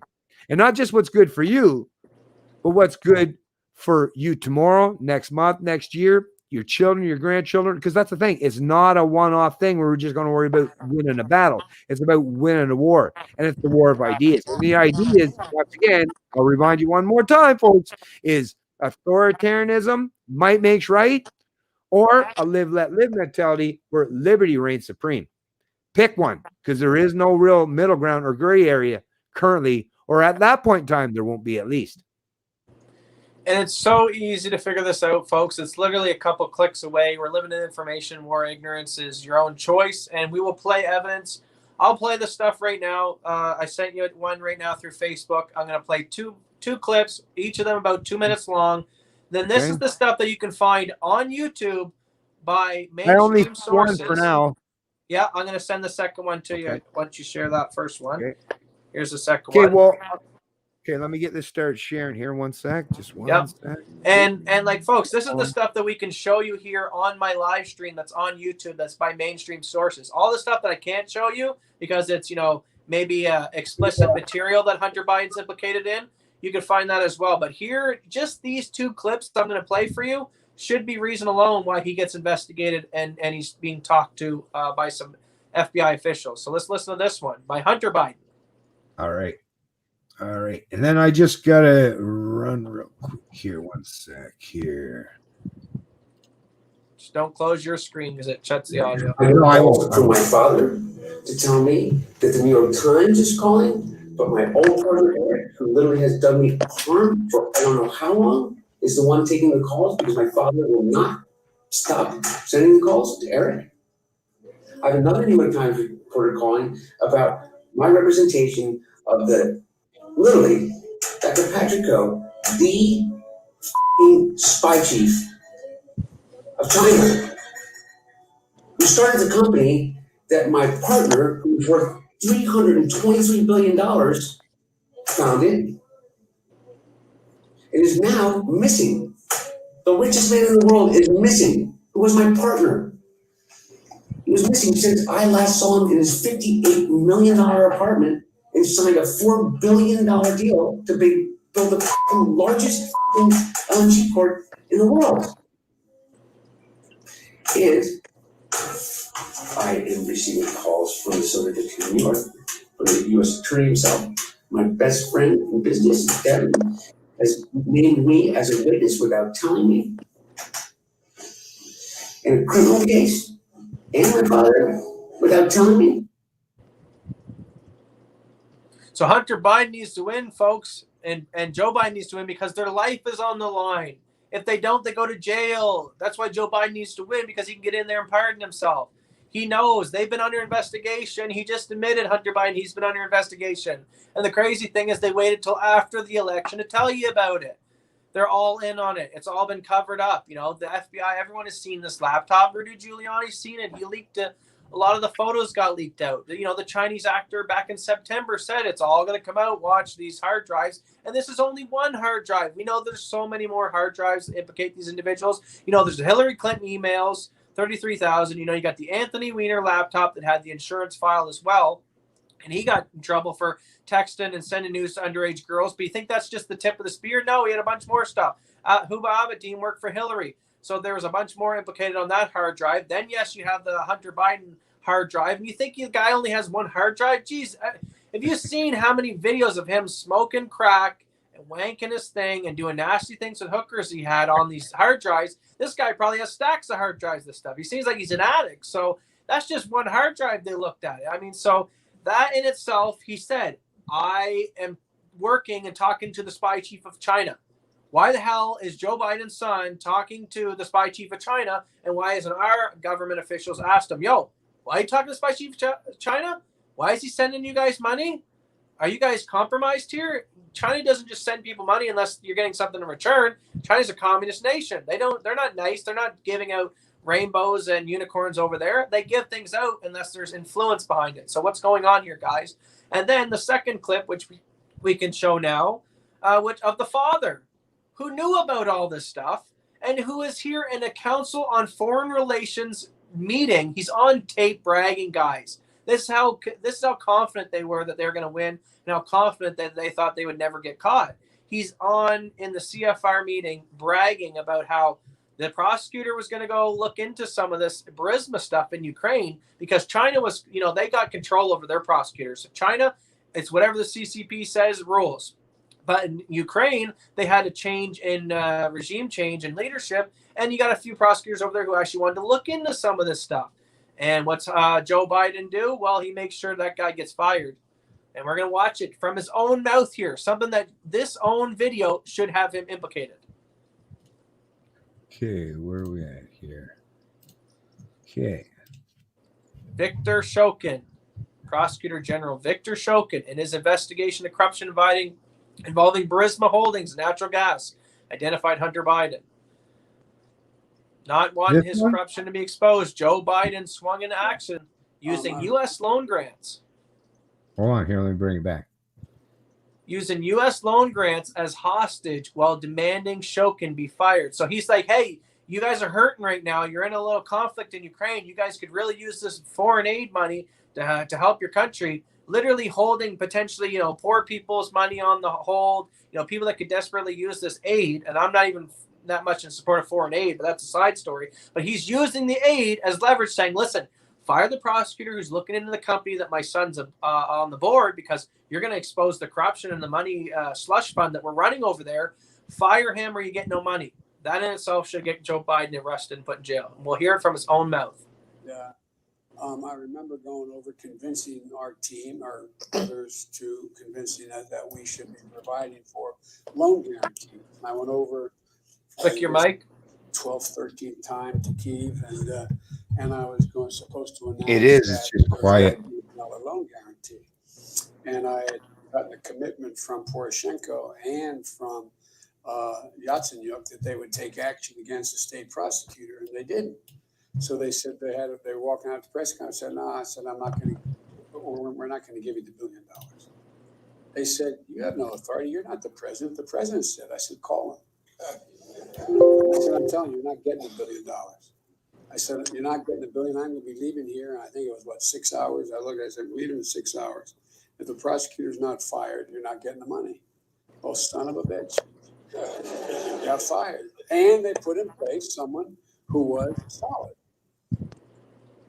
Would follow their orders and would not investigate them. I mean, come on, it's right on. They're laughing about it. It's all a big joke. Just the same way the Chinese people today, earlier in the Tucker piece, they all laugh about it. Those who are in the know, folks, know about this stuff, and they laugh. They think they look at the public. People need to realize they look at you like you're useless feeders. That yes, you can be taxed at over 40, 60% in some cases when you add up all the different taxes.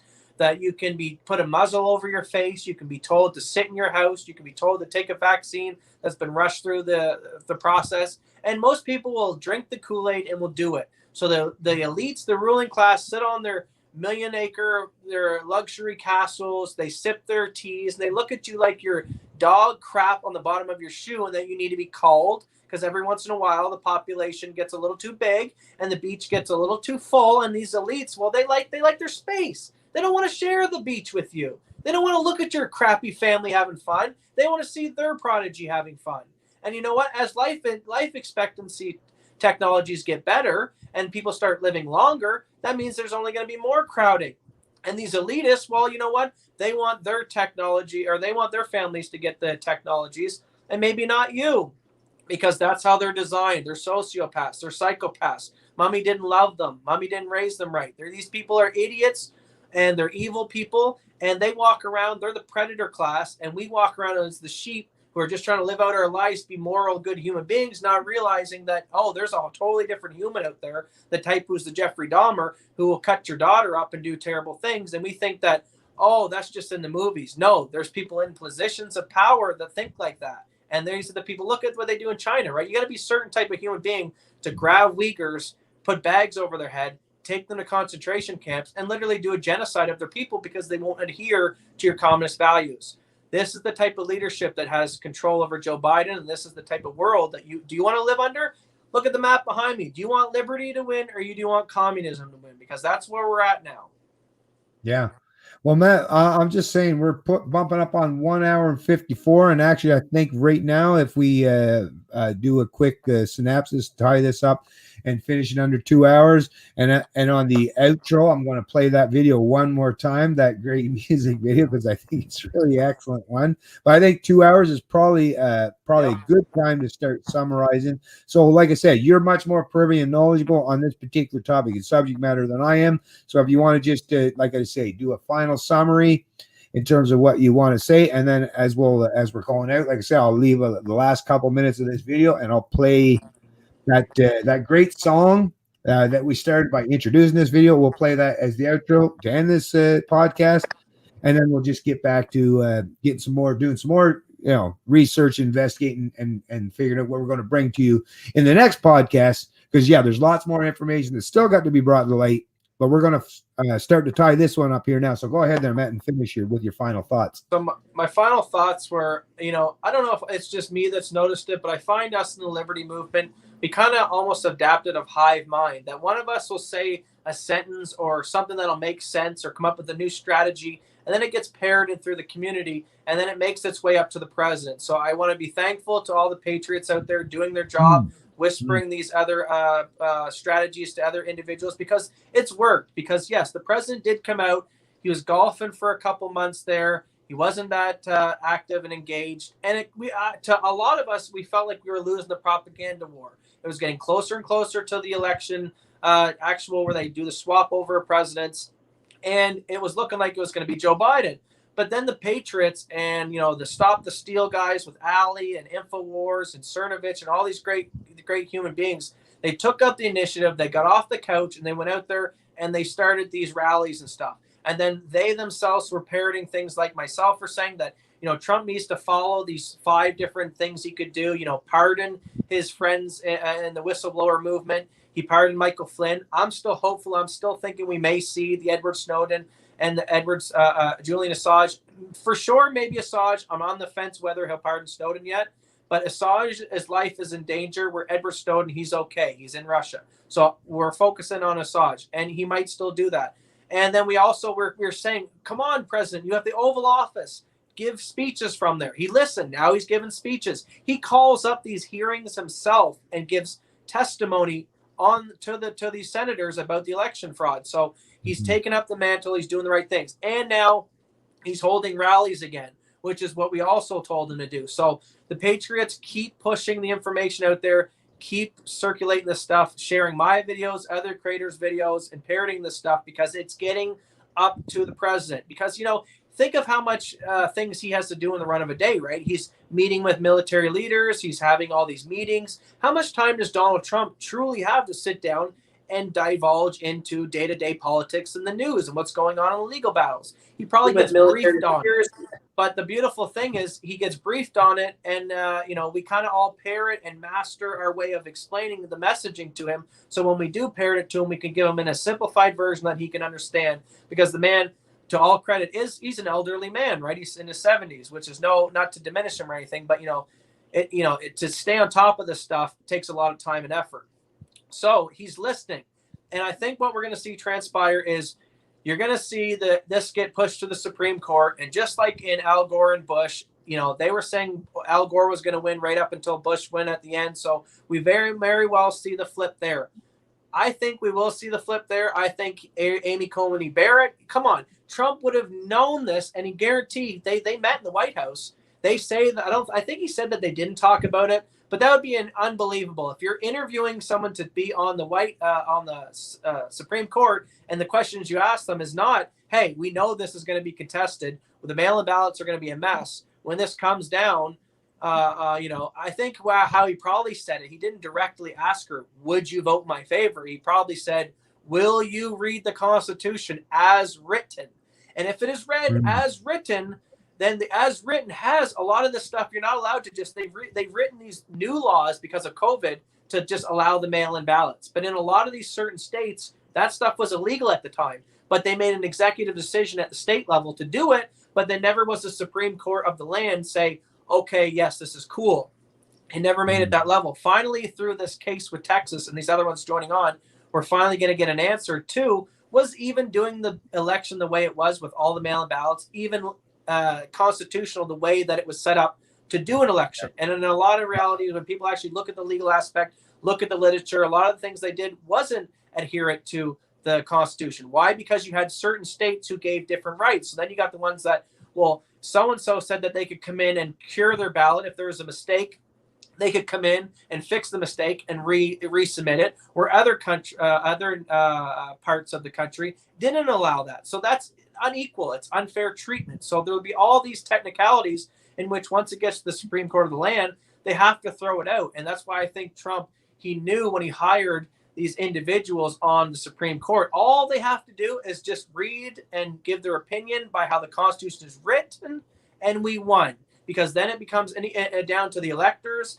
Then it comes down to them maybe throwing out all the mail-in ballots and just going with the ones that they can actually track. Or maybe they even just rehold another election all over again, in which case this time we're well more aware and we'll definitely be keeping our eye out. Either way, I do believe Trump is going to win. That doesn't mean not keep up the fight. We need to still keep up the fight because that's how Trump gets the information, by us parroting it through the Liberty movement, through the Patriot movement, and be vigilant. And, worst case scenario, if it doesn't go this way, because like I said, everything is adapting and changing. My opinion today could change tomorrow because maybe all of a sudden, let's use a hypothetical situation that may never happen, but let's say the deep state drops a nuke or something on some country or starts a war. Then that just messes up all of what I've been calculating and strategizing because I didn't anticipate us going to war all of a sudden. So you never know what tomorrow's going to bring. But as it's looking like so far, it's happening exactly how it was supposed to happen. The election is getting contested and it's getting pushed to the Supreme Court. The Supreme Court will make a ruling. If they read the Constitution and rule how it's written, Trump will be reelected. The lefties will cry. They'll riot. That's fine. Trump will send in the National Guard. He'll quell that. And we're going to start moving leaps and bounds towards freedom. Well, that all sounds really good. I hope it even 1/10 of it actually comes to fruition would be great. But anyways, like I say, folks, I'm definitely not anyone that's going to make any predictions in terms of outcomes. If there's one thing I personally have learned over the last 10 years is never get too high and mighty in terms of your predictions or thinking of how things are going to unfold, because usually anytime I've ever done it, it's always been the exact opposite. Not every time, obviously, but let me give a subway section of that to let people in. Right. I'm not saying this is what I'm doing, but also it's good to propagandize people to be hopeful, because it's easier to win if you got a population that's hopeful that there's a chance to win. So when I say these things, I truly do believe that Trump's going to win. But I also have the value in telling people we're going to win, because if people get out there and start thinking that there's no chance in hell Joe Biden's going to win, and people start going home and get on the couch and we don't get out there and don't get active, we need to fight. We need to get active. We need to have optimism. We need hope. We need change, because it's through hope and change and optimism, I think, that we can achieve things, not through hanging our head down low thinking we're defeated. Yeah, that's true. This is a propaganda war on many aspects. And, even what we put out, I'm sitting here saying, look everything up, that we do up. Do your own research. I come from my own opinion, but my opinion is shaped by listening to certain subsections of my news, which is military generals, military intelligence, other actors, other reporters. And then I make the calculated conclusion using my own common sense in my head to give an explanation of what I see happening and what I see might happen. Yeah, that's how I come to my conclusion. Yeah, no, it definitely, like I say, there's definitely potential there. But once again, I just, I always kind of reserve judgment until like an actual, the outcome comes, because these prediction things, to me, like I say, it's just because I can't ever know how things are going to unfold. I can hope. And the good thing when you're talking about binaries in terms of whether Trump wins or loses is actually I can flip a coin and be right, probably just as correct as if I actually spent a lot of time investing. So, right, like I say, Trump definitely he's still putting in the fight. At the very least, we can say he's putting in the fight. You know, there's still a potential at the very least. But regardless, to me, let's just keep this in mind, folks. Whether Trump ends up securing his second term or not, whether it's unfolded as legitimate in terms of the election outcome or not, at the end of the day, it's not going to change anything in terms of your personal law or your personal situation or circumstance. You personally are still going to have to fight for your own social and economic freedoms and liberty, no matter who the hell becomes the president, after January 20th. So that's something to keep in mind. Yeah, don't put all your eggs in one basket. Don't think the fight is going to be won, even if Trump wins, because that's the other thing. Even if Trump secures another mandate, you've seen how difficult it was during his first mandate, his first term in office. So it's only going to get profoundly worse and more difficult going forward. So no matter which situation or scenario you're expecting in terms of the outcome of the federal election, just know that the fight is far from over, and there's still lots to do as of yet. And the information war, it's still unfolding. And the best thing that we can do is not necessarily worry about who's going to become in a position of power and influence in terms of the Oval or the Oval Office or the White House, but how we can once again become a force to be reckoned with in terms of being, the counterbalance in these information wars. Because really, we're the ones that are leading the charge. Trump is just a figurehead that people can choose to select or elect. The information, the ideas, the principles, the philosophy that underpins, the challenge of the status quo and the establishment. Yeah, that's a little bit variant, and there's a lot of people from different perspectives. But at the very least, I think the common thing that we all share is we've got to disrupt the establishment and the status quo. And if we can at least do that, then, like I say, there's a chance where those of us who are new to politics, to this philosophical endeavor and how the West is going to unfold going forward, maybe we can sit down at the big table and have a conversation, whereas the rest of the fuckers right now who are in power currently won't even let us sit at the big table. So at the very least, if Trump gets in power, or even if he loses, at some point in time, we got to all recognize we got to keep up the fight. And at some point in time, we got to be willing to espouse what we got to say, because once we get our turn at the table or the mic, is we got to know what the hell we stand for. That's why I'm so respectful and adherent to the philosophy of liberty and the libertarian principles, because it's already baked in the cake. Like I say, non-aggression principle, self-ownership, property rights. All these things are something that I think every human being that you ever speak to will say, yeah, I promote and I want to adhere to them. So keep talking about the ideas, discussing the principles, and holding our counterparts, whether they're authoritarian collectivists from the right or left, holding them to account and making sure expanding on, the importance of how important it is to be free as a human being. Because even though the opponents of us think that their collective team is the one that's going to win, once again, their team actually eventually loses in the collective game, because it just means that they're now challenging another collective team or tribe is going to want to run rickshot over them. So the only way we all win as individuals, right? You can win by playing the tribal game, but you don't actually fully win. To win properly as individuals means you acknowledge yourself as an individual and respect and adhere to those rights, those fundamental principles of what individual liberty means. Then we all win. Because like I say, you can be an Antifa, you can be a socialist, you can be a communist, you can be a capitalist, you can be whoever the hell you want to be in a free market environment. All that we really require at the end of the day for social or economic, you just don't use your force or your ideology to beat me over the head with it. That's really all it really comes down to the end of the day, which is why liberty, individual liberty, has to win if it's going to be conducive or beneficial to whether it's the individual, the majority, or even that greater good that some people want to promote. So the final thing I'll say, I'm hoping what Trump's doing is, Christmas is coming up soon, right, guys? It's in a couple weeks. Christmas will be here. And, I'm hoping Trump, Big Santa Trump, is going to give us all some Christmas gifts. As the president, he can give the American population some Christmas gifts. So, I don't want to be too greedy, but one gift I'd like to open on Christmas from Trump is I would like to see Julian Assange hold his mother, and then share a Christmas together. Wouldn't that be a beautiful thing for him to pardon and send Julian home to his mother for Christmas? I think that'd be a great service to the American population. And, you know, you get hopeful and hope that he arrests a bunch of the deep staters, Hillary Clinton, Joe Biden, all that. Wouldn't it be great to wake up and have all that to open on Christmas? But I think maybe not that drastic, but I think Trump being Trump and being the propagandist that he can be, and the military strategist and the way he thinks, I think also pay close attention around Christmas, guys. You might be in for a little Christmas gift from Trump or a little Christmas surprise. We'll see what that may be. Right on. All right, I'm going to play that song, and we'll see all you folks in the next stream. 他们的恐惧是我们的武器，我们的胜利。谢谢了，兄弟姐妹们，你们健身了吗？行动，行动，行动！中国，你完了！ Take it down, CCP!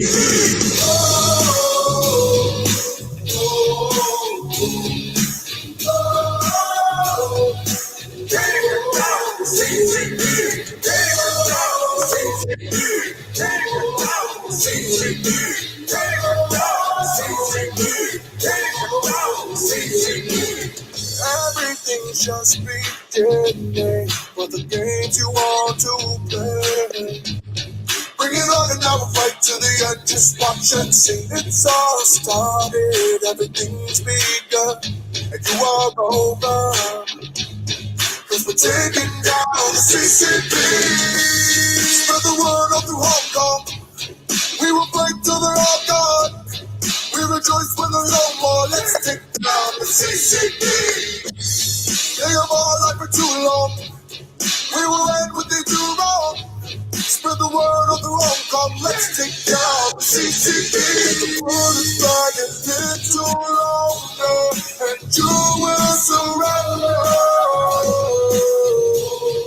The bullets fly a little longer. We will have freedom to live. We will win. You surrender. Let the bullets fly a little longer. Let the bullets fly a little longer. Let the bullets fly a little longer. Let the bullets fly a little longer. 干灭中国共产党这个 CCP， 才能让我们远离恐惧。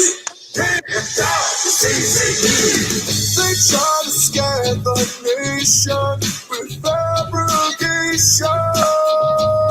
But we see through the lies, people fall, people fight you back. Police corruption with crooked assumption. They ran our lives, but no more we will win. We'll take down the CCP. Spread the word all through Hong Kong. We will fight till they're all gone. We rejoice when there's no more. Let's take down the CCP.